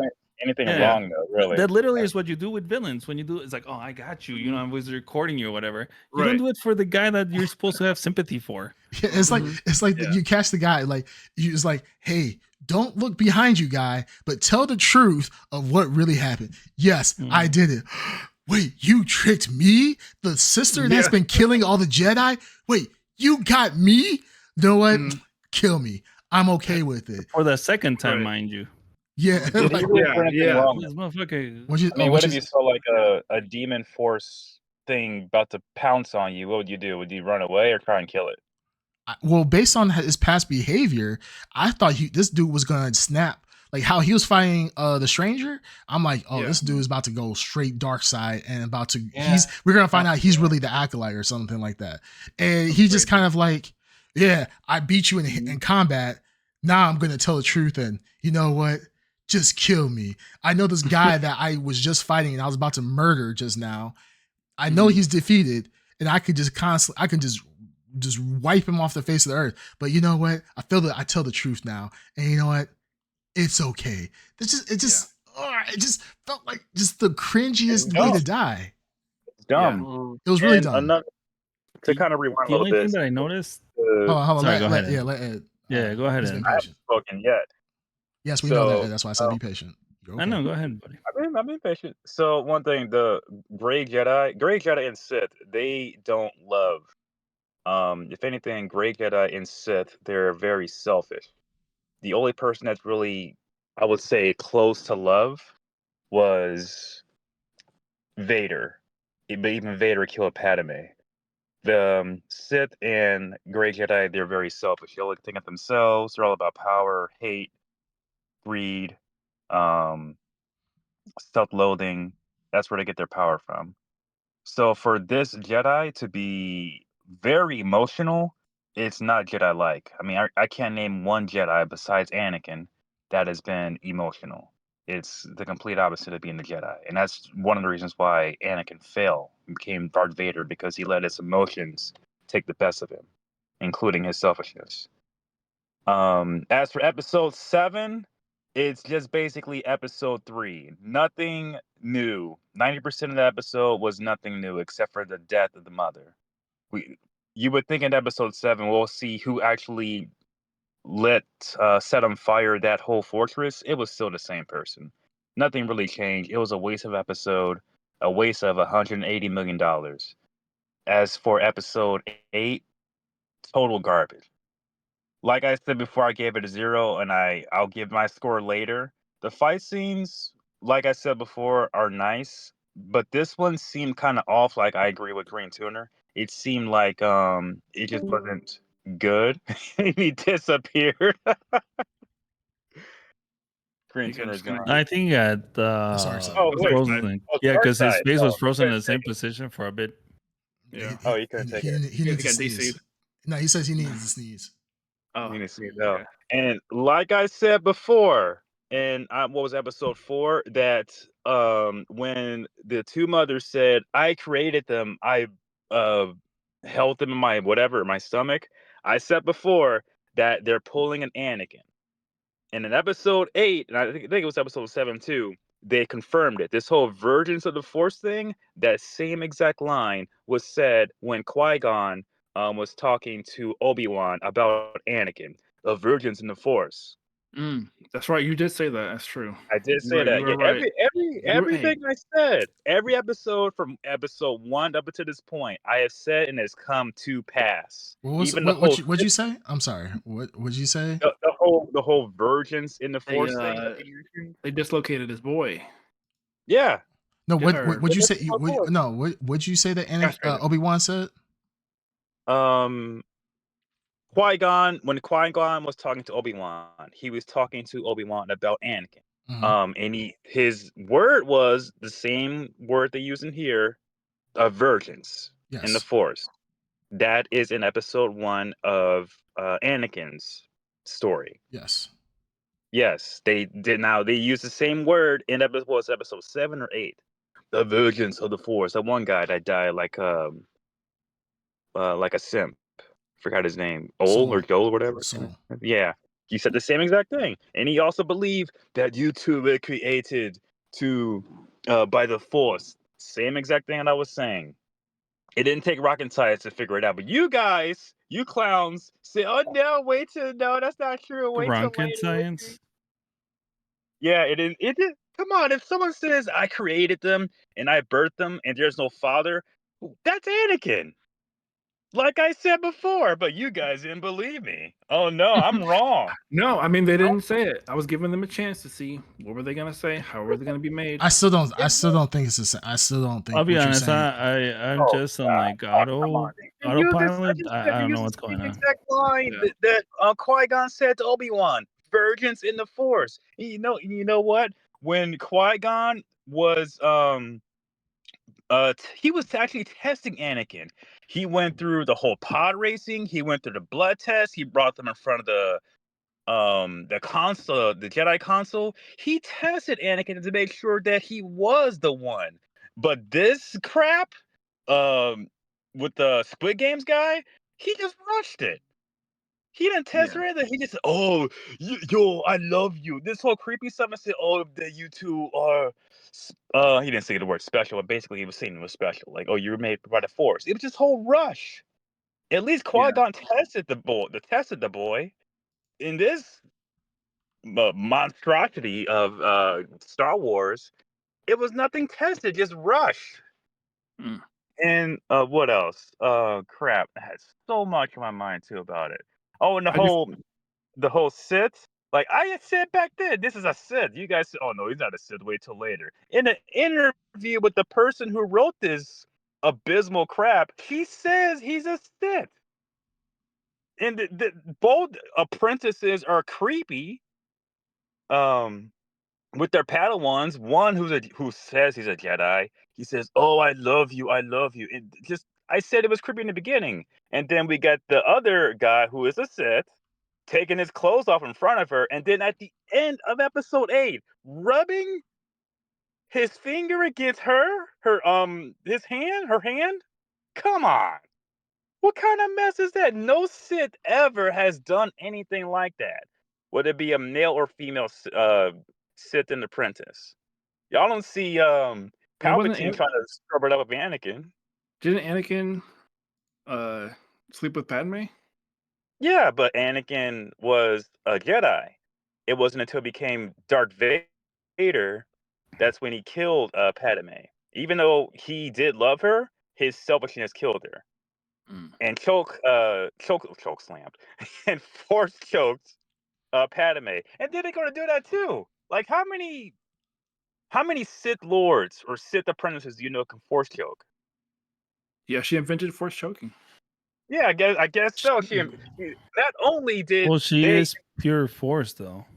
Yeah. Oh, that's another thing. Like, okay, so if they're apparently the same person, how can you identify that? Like, if one person gets hit, does the other person feel it? None of that happened. One person gets a tattoo, does the other person get a tattoo too? That didn't happen. You saw a tattoo. They're just saying like they were made like they're not made like twins. Like they're like exact genetic copies. Yeah, there's not like they're like not connected like that though. Not like connected like they could feel the same thing. What I took from it, and I sat down and watched it, that they're the same person. They're not sisters. That's the exact word it said. And they're not twins. They're like clones essentially, but they're not cloned like they didn't say clones because I think that would infer like a cloning machine type thing. But they are clones, I guess, in every other sense. So from what I took of it, they're actually the same person, which it would make more sense if like something happened to one and the other person felt that. Like if I pinch one, the other person would say, "Oh, ow!" It's more like a voodoo doll type thing, though. Well, one would think that, but and like, who is supposed to be the hero and the villain of the story? One person who went to Jedi training and then dropped out or whatever is now a Sith, and the person who was being trained by Sith all of a sudden, what is he now? Mind wiped Sith, former Sith? Like, well, who? Yeah, I mean, that's what. Yeah, I think that was like the whole point. The whole point was kind of like for that sort of ambiguity of like no clear bad guys and good guys. Because the Jedi, you would think, right, are supposed to be the good guys. Because they were all Jedi. Even the stranger, he was initially a Jedi. That's why he didn't say. That's why he said, "I'm not." You would call me Sith, I guess. But he used to be Jedi, but now he's doing hood shit with his hood friends. Yeah, and green female Piccolo wannabe, whatever her name is, who is the writer's racist for some reason. I don't know her. Green I don't know any bitch. of her names that work OSHA because it catch penis. And another thing, how many episodes have we seen? I fucking hate green beans, man. I love green beans. Another thing, how many episodes have we seen? Whoever her name is, OSHA or May, on a table getting up. Every episode we've seen them on a table getting up somewhere, whether it be in the like passed out and they're like laying down and all of a sudden they're getting up or whatever. Every episode has been. It's right there. In the space. One thing that I gotta give you, Ed, is you really are not nitpicky. You really go look at the broader picture. Oh no, I do look at the broader picture. And I'm nitpicky because I'm a Star Wars fan and I love Star Wars. I hate this crap because it's not Star Wars. So how does getting up from tables equate to Star Wars? Where's the link? No, it doesn't. It doesn't necessarily equate to Star Wars, but in every episode, that girl. Yeah, well, you said that you're being nitpicky because of Star Wars stuff. So I'm just trying to see if you can clarify how this is Star Wars, since you're being nitpicky about them getting off of tables. I'm not saying it's Star Wars. I'm not saying it is or isn't. I'm just saying it's something I've noticed. You're not being nitpicky about the whole getting off the table thing? Sure. sure I'm being nitpicky because I'm a Star Wars fan and they have broken almost everything about the lore. Yeah, if I'm invested into something that has been out for 40, 50 plus years, I'm invested into it, and then all of a sudden they bring out this crap that's all the I know we're gonna go through this over again, but all the points that you brought up, I literally just watched a thing this morning of everyone repeating the same exact things when the prequels came out, because all the old heads from the original Star Wars were like, "Oh, that's it, he's killing it. This is not supposed midichlorians. What the fuck are midichlorians?" You know what I mean? Like, it's gonna happen. Well, one thing about they're gonna redo whatever. midichlorians Then eventually, if but Star Wars it is didn't take still away relevant, from it. It added on to it. It didn't take no, away it from it, though. didn't. It added on to It deep to. You want to see another fucking movie with a 1 hour Congress hearing scene? Is that really what you want? Then does anyone really What do you mean? miss those movies? The prequels? They were all garbage. I Yeah. like the prequel. I didn't like episode 2. But I'm just saying, I like all the episode things you're 3. complaining about it. Give it enough time. They're No, gonna this is a reboot whole. the Star Wars No, thing, and all this the is a people whole that lot different. love this current Star Wars are gonna be doing the exact same thing. No, this is a whole They're lot gonna be different. complaining like, At "Oh, this least isn't lore." You know what I mean? no. Oh Episode God, 1, it's 2, and just 3 was connected and didn't take away from the original movies. yeah. This does. Even Boba Fett was true to the lore. The prequels for sure took away from the original. It was still connected. They still talked about Anakin. No, They it was still connected fell. in regards to how Final Fantasy is connected with chocobos. But aside from that, like, just overall what the Force was, what things were, how people got into power, the ages, the how strong the Force is, everything got thrown out the window and completely remade for the prequels. So they completely destroyed everything that they had set up in the original trilogy, redid it, but because you grew up with the prequels, you hold those to be like, you know, like the ultimate scripture for Star Wars. So anything that deviates from the prequels to you is non-canon. But if you want to talk about true canon, then technically it's not even the prequels. This has already been broken. It's already been done. Well, I grew up. I didn't watch when it came out. I grew up on the original Star Wars, and then I got into when it came out the prequels. I felt it was connected. Like I said before, I Yeah, didn't. because you just like right now, how you're trying to like rationalize everything, you're trying to No, find a no, way of we're not making it fit rationalizing. in your mind so No, that you can just go on your merry way. no. You Like I just said, literally like guys I done said, telling me that you're no, only like I nitpicky said, because I of Star felt Wars like stuff, and you were just your major point that you spent 15 minutes on was basically that they were getting up the table too much, right? what? No, I said it for at least 5 seconds, and then I got interrupted. You were there's no way you Everything were else, talking about the table scene for only 5 seconds. yeah, and then I got interrupted. All right, go ahead. So all right. Anyways, Yeah. it's So not done. Anyway, the writing is terrible. None of it makes sense. Soul died for us, no reason at all. Piccolo girl. I at least wanted to see something about that, and that didn't happen. And make this make sense to me. That one gerbil, that Jedi guy, why all of a sudden did he turn on Soul and mess up the ship for it to fall into a planet or whatever? Like bad literally the writing. previous I don't know. episode, he was literally kicking and punching May. And then the next episode, he's tearing apart Soul ship. Whose side is that? Make it make sense to me. None of it makes any sense. This writing is abysmal. It's garbage. They mess up the lore. They mess up my boy Anakin. They messed up Plagueis. That's a whole different conversation. It's creepy. Both apprentices are creepy. One Sith guy's rubbing on his new apprentice's hand at the end, and the other one, who's a Jedi, who's supposedly a Jedi, is saying, "Oh, I love you, I love you." The most creepiest way ever. Like I said before episode 7 8 came out. What was he saying? It? Huh? What was he saying? Soul. Oh, I love you. I love just the way that he hugged her. Just everything. This whole thing. It's just so bad. It's creepy. None of it makes sense. And even the interviewer said not the interviewer, the writer of the series said in an interview that she didn't understand everything. The guy was a Sith, like I said he was, and just make it make sense to me. Everything I said beforehand, you guys said no, and then everything I'm still saying beforehand had come to pass, and now at least some of you guys are kind of seeing what I'm seeing now. We've always been very open, and the only one that honestly is like not willing to budge or even like grow or like contemplate things is you. And we've always tried to be fair with whatever you say, even if we clown around. Like we've agreed that these 2 last episodes were garbage. Nobody's debating that. I don't know why you have to like think otherwise. Yeah, No, bad writing is bad writing, man. What are you I'm gonna not do? debating. I'm also saying like the things I've said, you guys said no, like with the whole Virgins of the Force Yeah, thing. when you honestly don't make sense, we're not just one single group. Some agree, some disagree with you.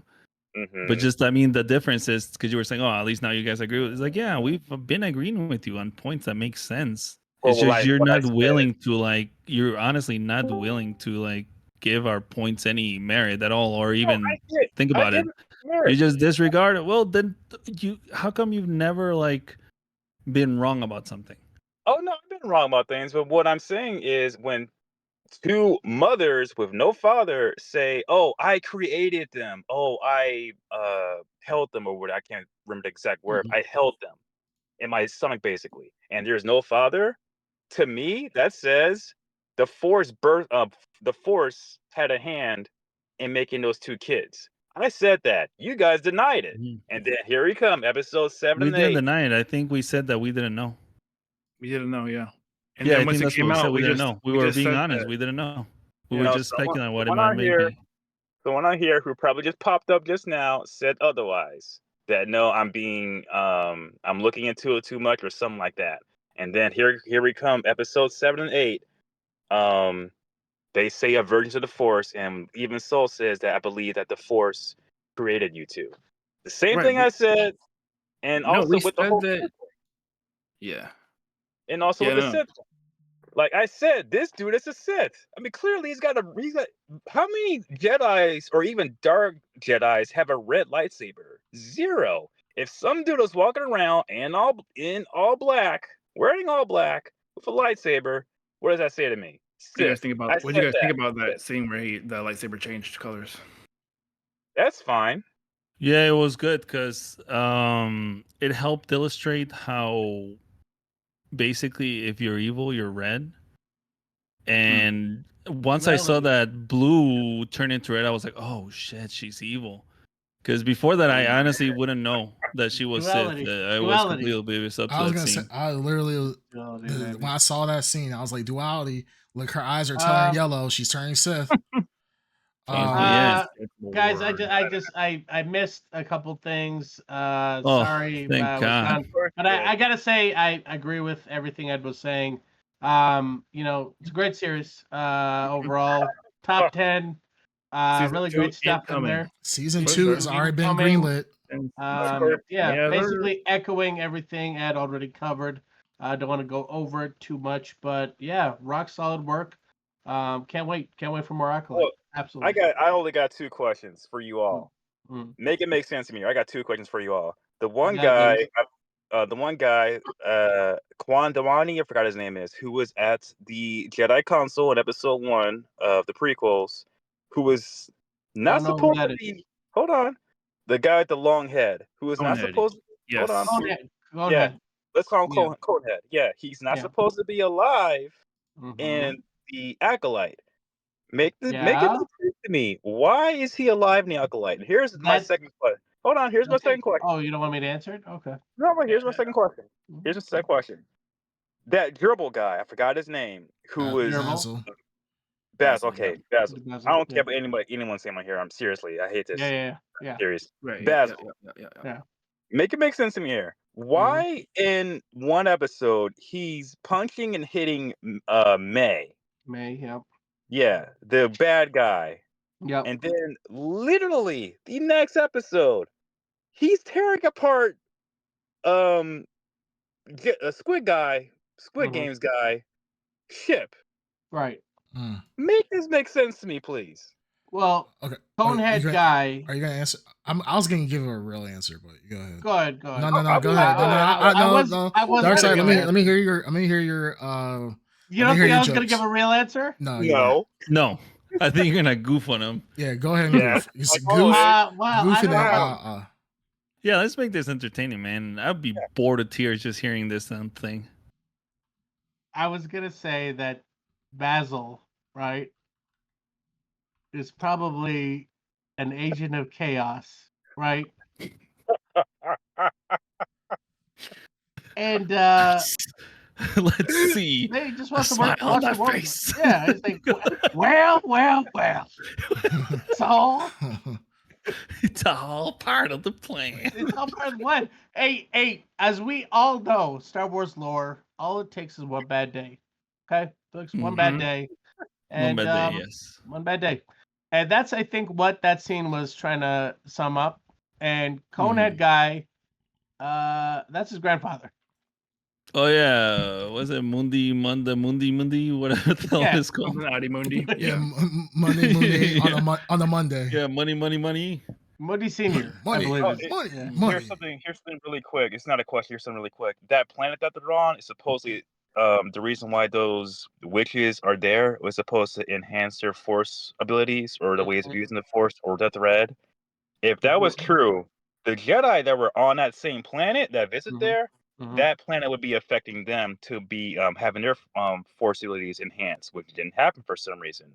But yeah, no one remembered that part when they wrote this dumb script. But yeah, go on. Maybe it did. No, if it had maybe like only 2 people getting off of chairs, do you think that would have helped? Tables, please. Tables. Yeah. Oh, sorry, tables. Get your furniture right. Jeez. Hey, no, that's fucking embarrassing. I'm sorry. That's fucking embarrassing. I was focusing on the plot and the fighting. I'm sorry. I fucking should have been paying the attention to the furniture. You should have. To the core. It is something I noticed that May or Osha is always on a table and then waking up. It's weird. Well, I mean, would you rather wake up like in the closet or something? Like, where would you?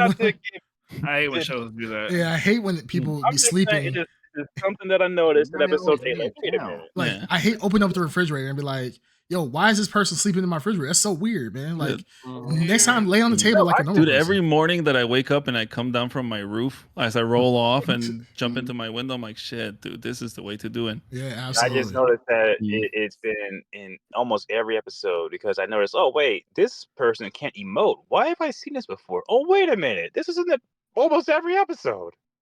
Wow. What? So the person can't emote? Because this isn't there's no. This person can't act. It's the same expression for everything. The person cannot act. The best acting wise was Trinity. That was it. Everyone else, pure crap. Gotcha. Yes, sir. This was all right. So do you want to go over $80 million therapy check?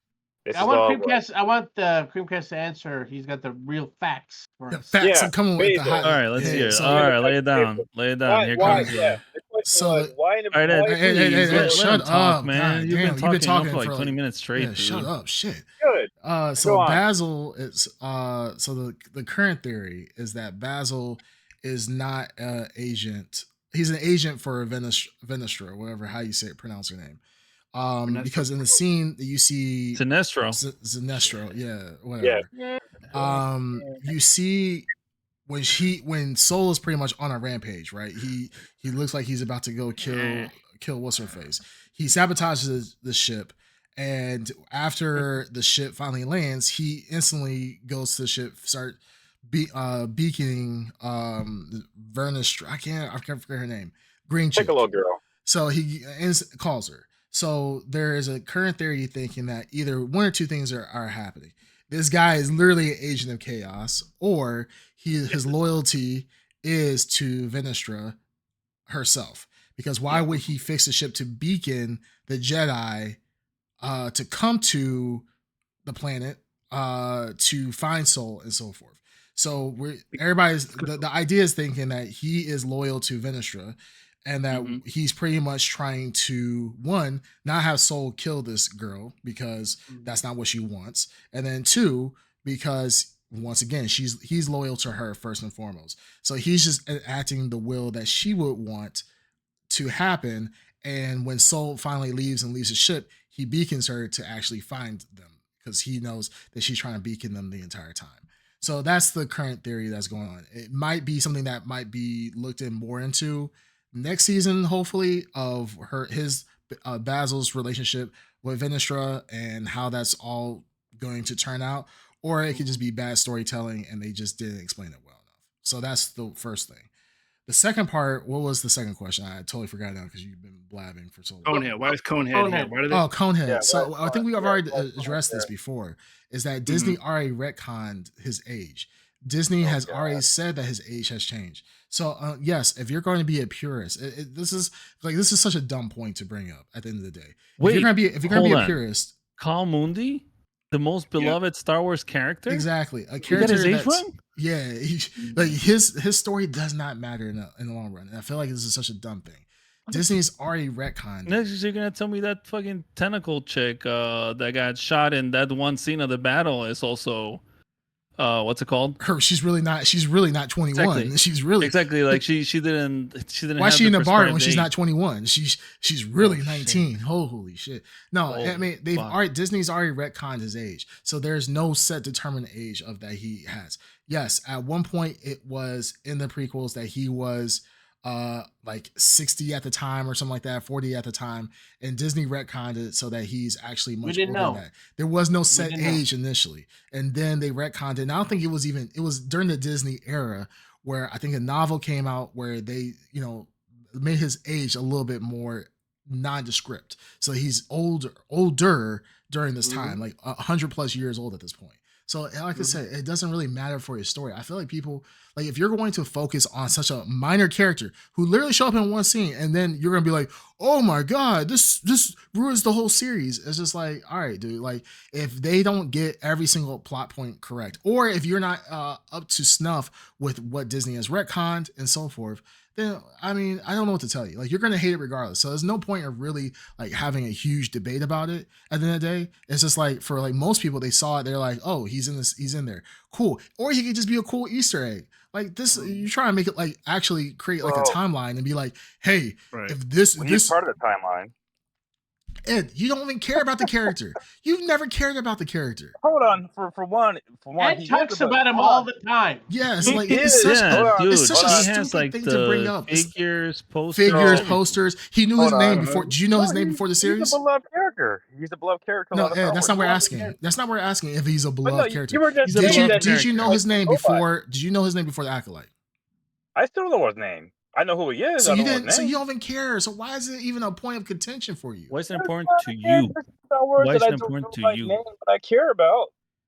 You cared about him, Ed. You've probably never seen this guy ever before. The first time the Acolyte, I know his backstory. He's the only Jedi that was allowed to procreate because his race was dying. Ed, you knew that beforehand?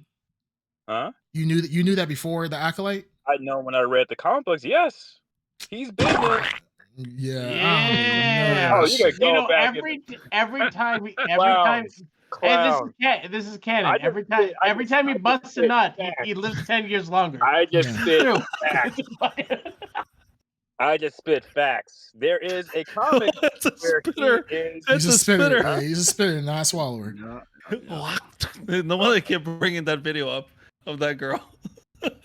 Which girl? I'm over here saying Huacta girl, whatever. That girl that went viral. Yeah. Also, George Lucas has not confirmed whether or not he is also an agent of chaos. So that's possible.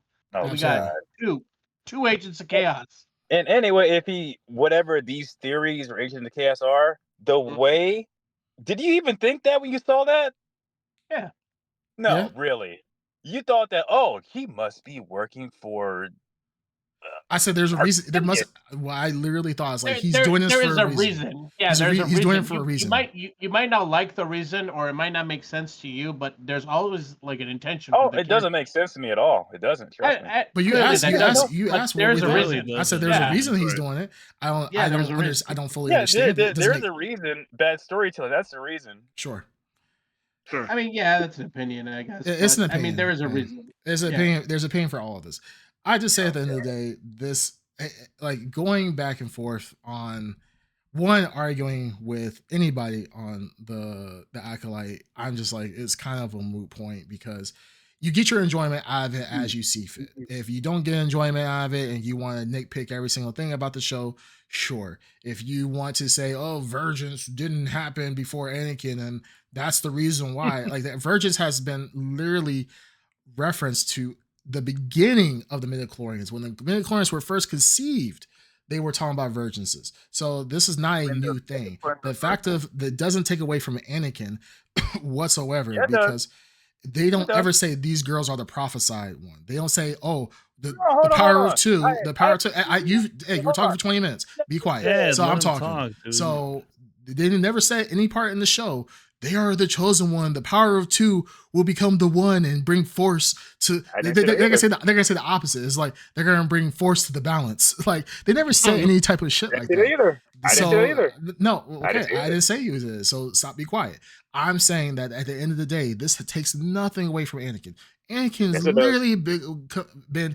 Ed, you always complain about everybody cutting you off. Shut up. If you want, I was quiet the entire time while you're talking. Shut up.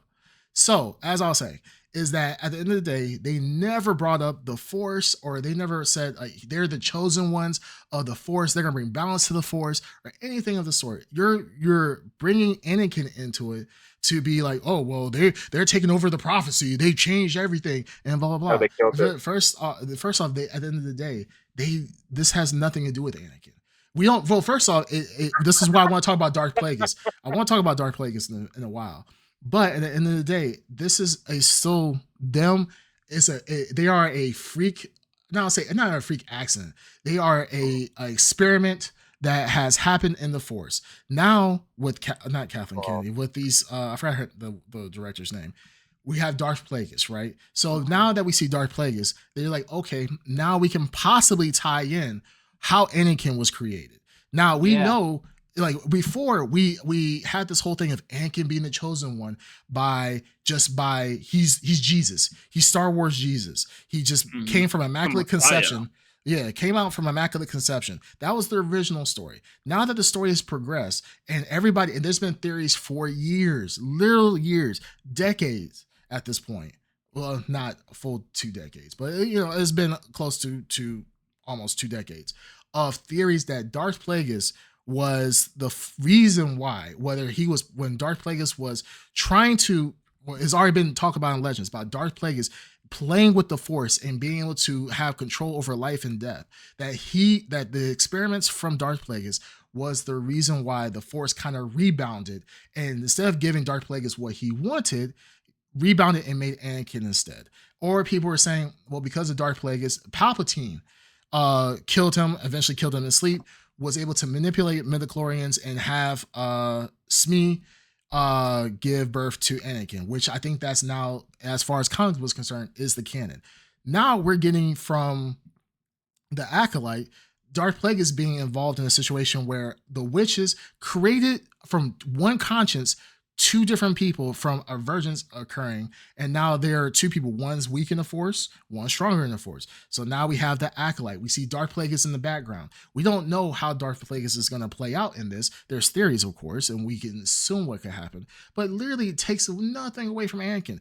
Anakin being still the chosen one. Whether the chosen one is a fictitious Jedi lore, Jedi legend, or it was something that was planted by the Sith to create Anakin, and he became the one. He brought balance to the Force and all this other bullshit. We don't know how it's going to turn out, but the story has continually progressed, still taking away nothing from Anakin, and it's telling a unique story of how all this occurred. So it's just like it's exhausting to hear, and that's why part of the reason why I just shut the hell up while you were talking, because I was just like, I'm just gonna let you vent and say what you need to say, because hey, your opinions are valid just as much as anybody else's.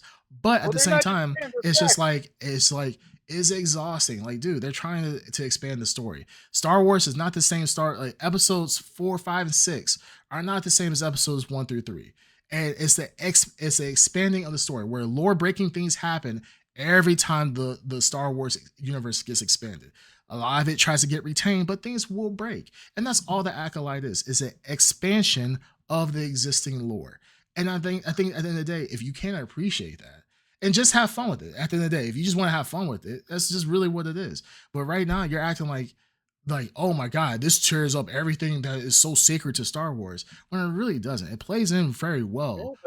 It plays in very well if you step back a little bit and just take a look at it objectively. Now, the story might not be told the best way, but it still fits into a lore, into a good portion of it, and it gives a good explanation outside of mystical Star Wars Jedi Jesus. So that's all I gotta say. I'm done. Ed, you could go on your rant for another 30 minutes if you want to. No, don't go on a rant for 30 minutes. No, Bandito, let him do it.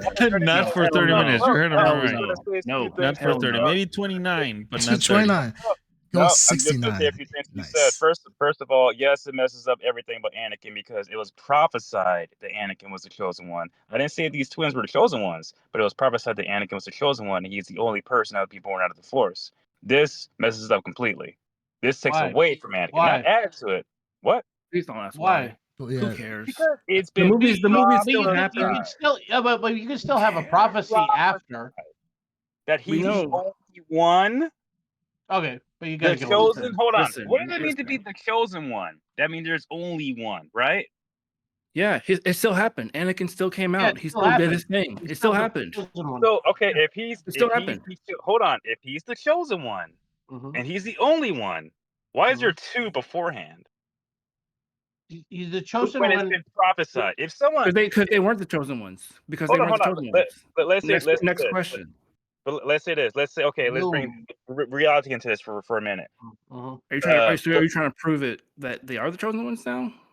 No. I'm not saying. What I'm saying is these two are taking away from the whole Anakin. They don't. He still came out. Anakin still happened. But here's what I'm saying. Let's say, all right, Jesus has been prophesied beforehand, years, decades beforehand, that there'll be a chosen Jesus. That's why I say he's Star Wars Jesus. Yeah. Okay. Well, Anakin is. Let's look. So Jesus was supposed to be prophesied years beforehand. Yes. To be the chosen one. But let's say, there's one before him. Is he still the chosen one then? No, he's not. There you go. That's exactly where I'm going. Don't do that, Bandito. I just said that. I just said the same thing you said. They're not the chosen one. The twins are not. Yep. Boom. Yep. Anakin still happened. Great. We agree. None of them are the chosen one because the prophecy is messed up then. Because if you say there's been prophesied. Oh wait. So Anakin didn't happen? Did Anakin not happen? Anakin still have his dick. That's my question. Man, yes. I think it was burnt. It was burned off for sure. No. Green Tuner. Yes. Next question. Yeah. Right. Right. He's still his dick. Next question. Or has been. I like how the certainty in Bandito Max was. Yes. Next question. Next question. No. Next question. He knows. Well, it's not a question. It's an answer to what Creamcast said. Yeah. That the twins were an accident or experiment. No, these force wielding witches, they willed that to happen. They used the force or the thread for it to happen. It wasn't an accident or wasn't an experiment. They just said, "Oh, let's make babies." Oh, I didn't get that from the last episode. What I got from the last episode is if I said I created something, does that come across as an accident? Well, no, you're right. Yes. I think you're right. I think he's right. I think Ed is right. They made them on purpose. No, but you can't say they're made on purpose when at the same time it's like, they were made on purpose. Yes, life. They wanted to create something. Yes, but even when the horn witch, she was like, hey, but do you want to know how they were made? It didn't seem like this was a situation. Yes, they want to have children, but the fact of how the children were born, as far as 2 into 1, or 1 into 2, I don't think that was a pure like, hey, we do this on a regular. I feel like this was an experiment that went well. Like, hey, we concocted this plan to do this.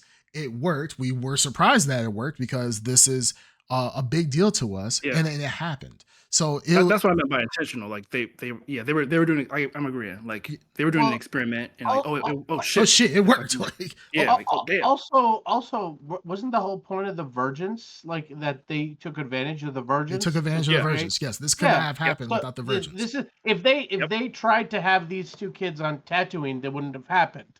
Like that, the whole point of the Virgins was, which I think is a cool idea. That how that ties into Anakin's origin. Like if the idea of this, like the concept of the Virgins is cool. Like how it manifests, and if you can control that Virgins or whatever. I think that's what they're trying to get at with Plagueis. But my takeaway was that, these two people accidentally stumbled and created something that is the building blocks to where we get to with Anakin. But the Virgins thing is a big part of that, and they have no control over it. So they didn't willfully like do anything. They just kind of stumbled onto something accidentally, and that's the building block to storage, down the road. By willfully using the Force. They willfully use the Force, but it's not something that they could easily just replicate. Yeah, but they didn't create Anakin like they didn't do it like how Anakin was created. Like it was like this was a total like fluke situation. I got from this that this is a unique place in the universe where this thing is happening. And that's the whole point of this Virgins question.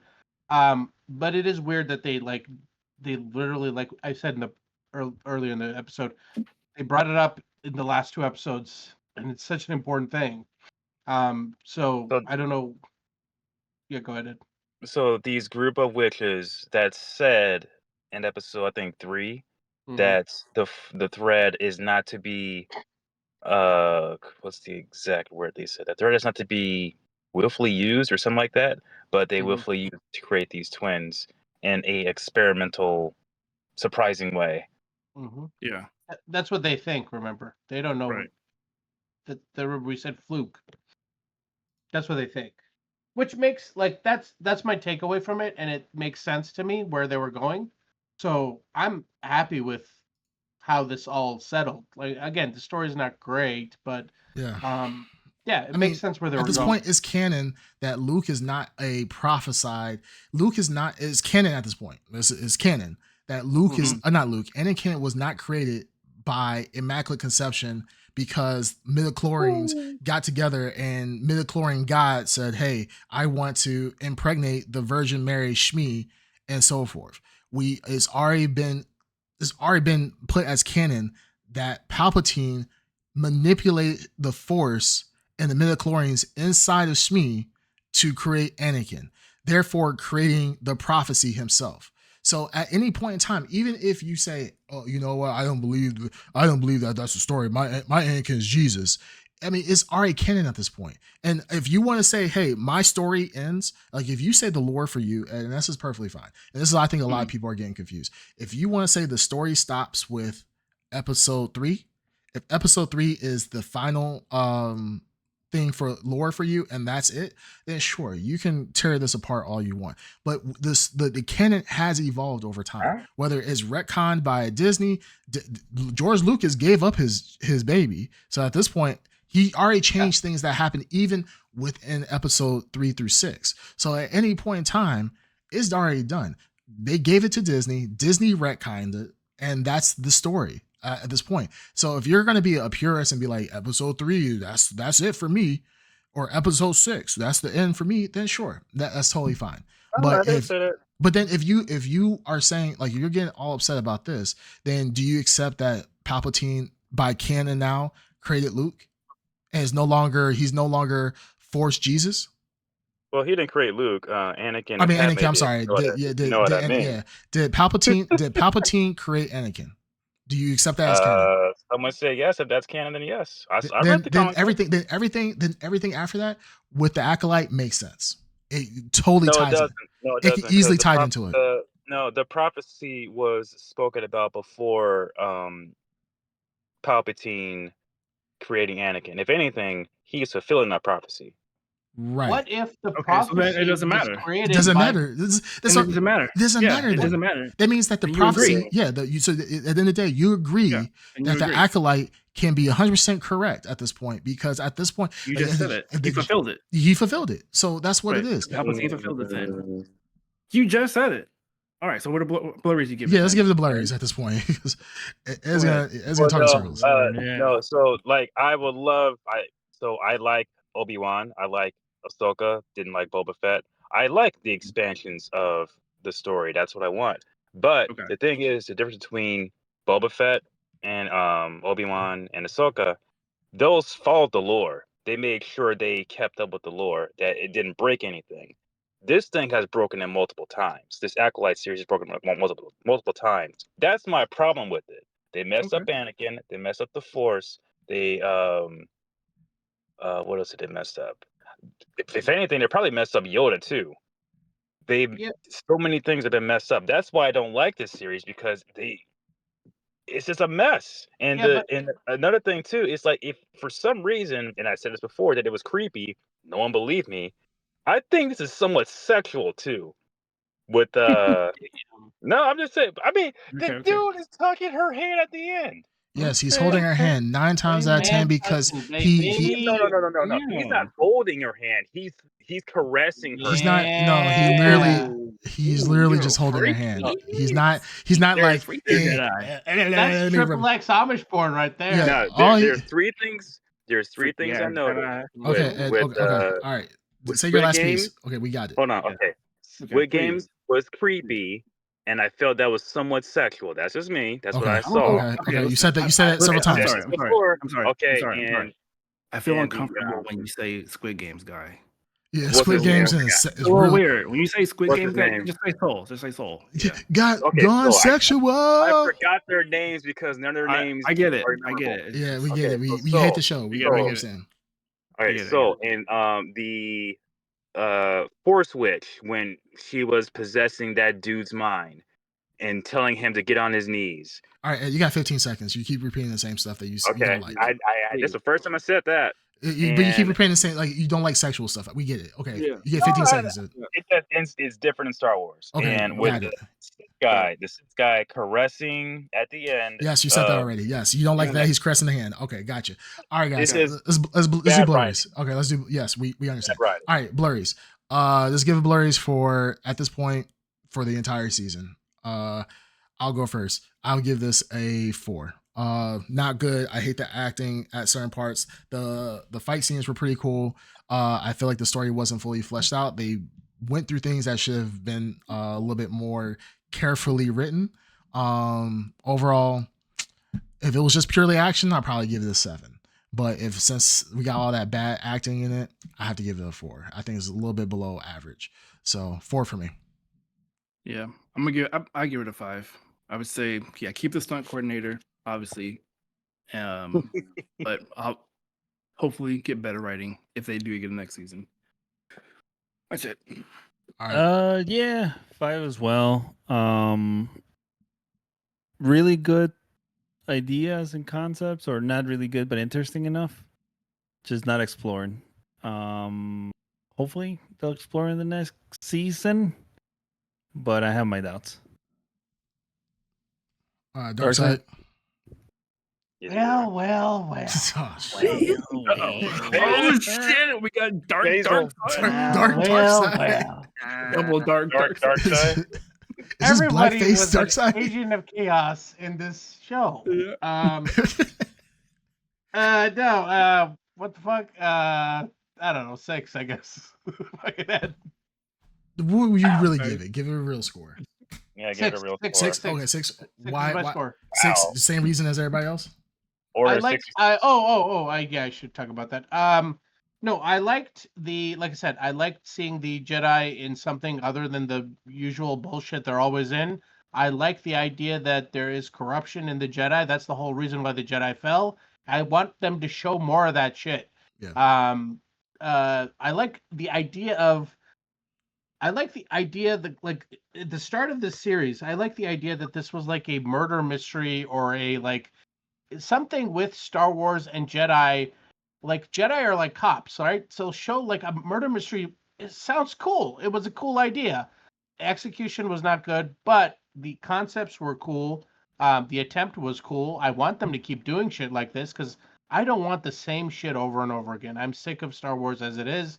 I like them to do new stuff and try to be experimenting with the concepts of not only just like stupid things like what a lightsaber can do, or like concepts of like the Jedi's responsibility in like the Republic and like all this other stuff. Like, I like that. I like those ideas they presented, and the fight sequences. I know you guys weren't big on it. I liked it. I think they were different, and I want different shit out of Star Wars. Jedi's can do more than swing lightsabers. I want to see that, and we saw some of that. And I guess we didn't talk about it, but I guess like was the when the stranger was talking about what's her name, May or Osha, knowing how to kill someone without touching them. That was just like a Vader choke, right? Yeah.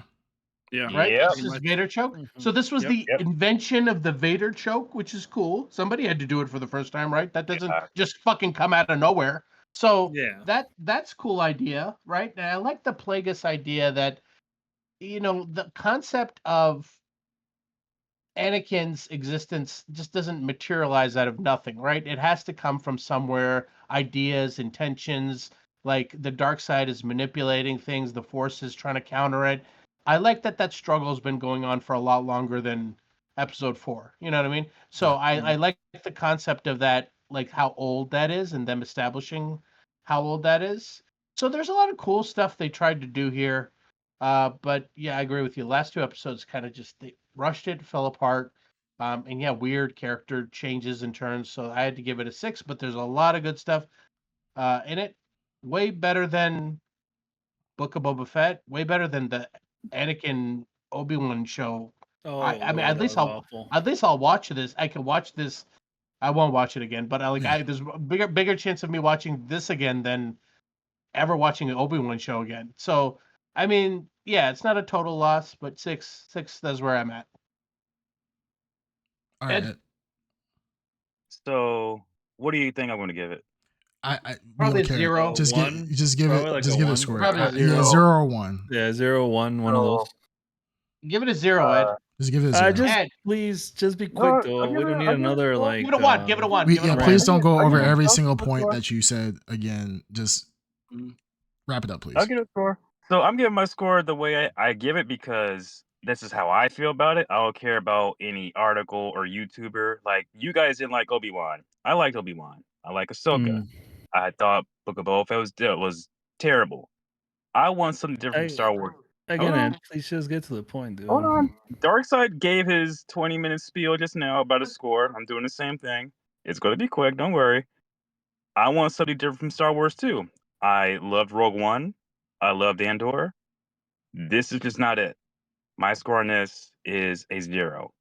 It's deserving. That's what I feel. Yeah, it's shocking. That's how I feel. Fine. All right.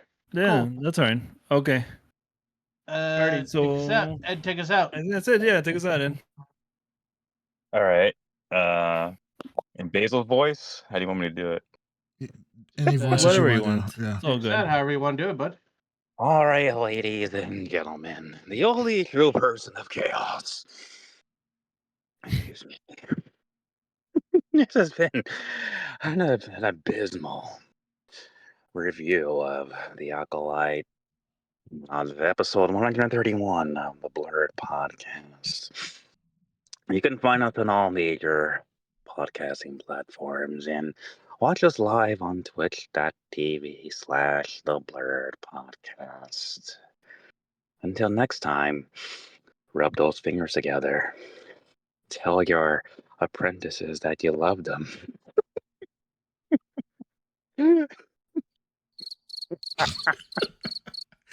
Perfect timing. Blurry later. Blur you later. Blur you later. Blur you later. I love you.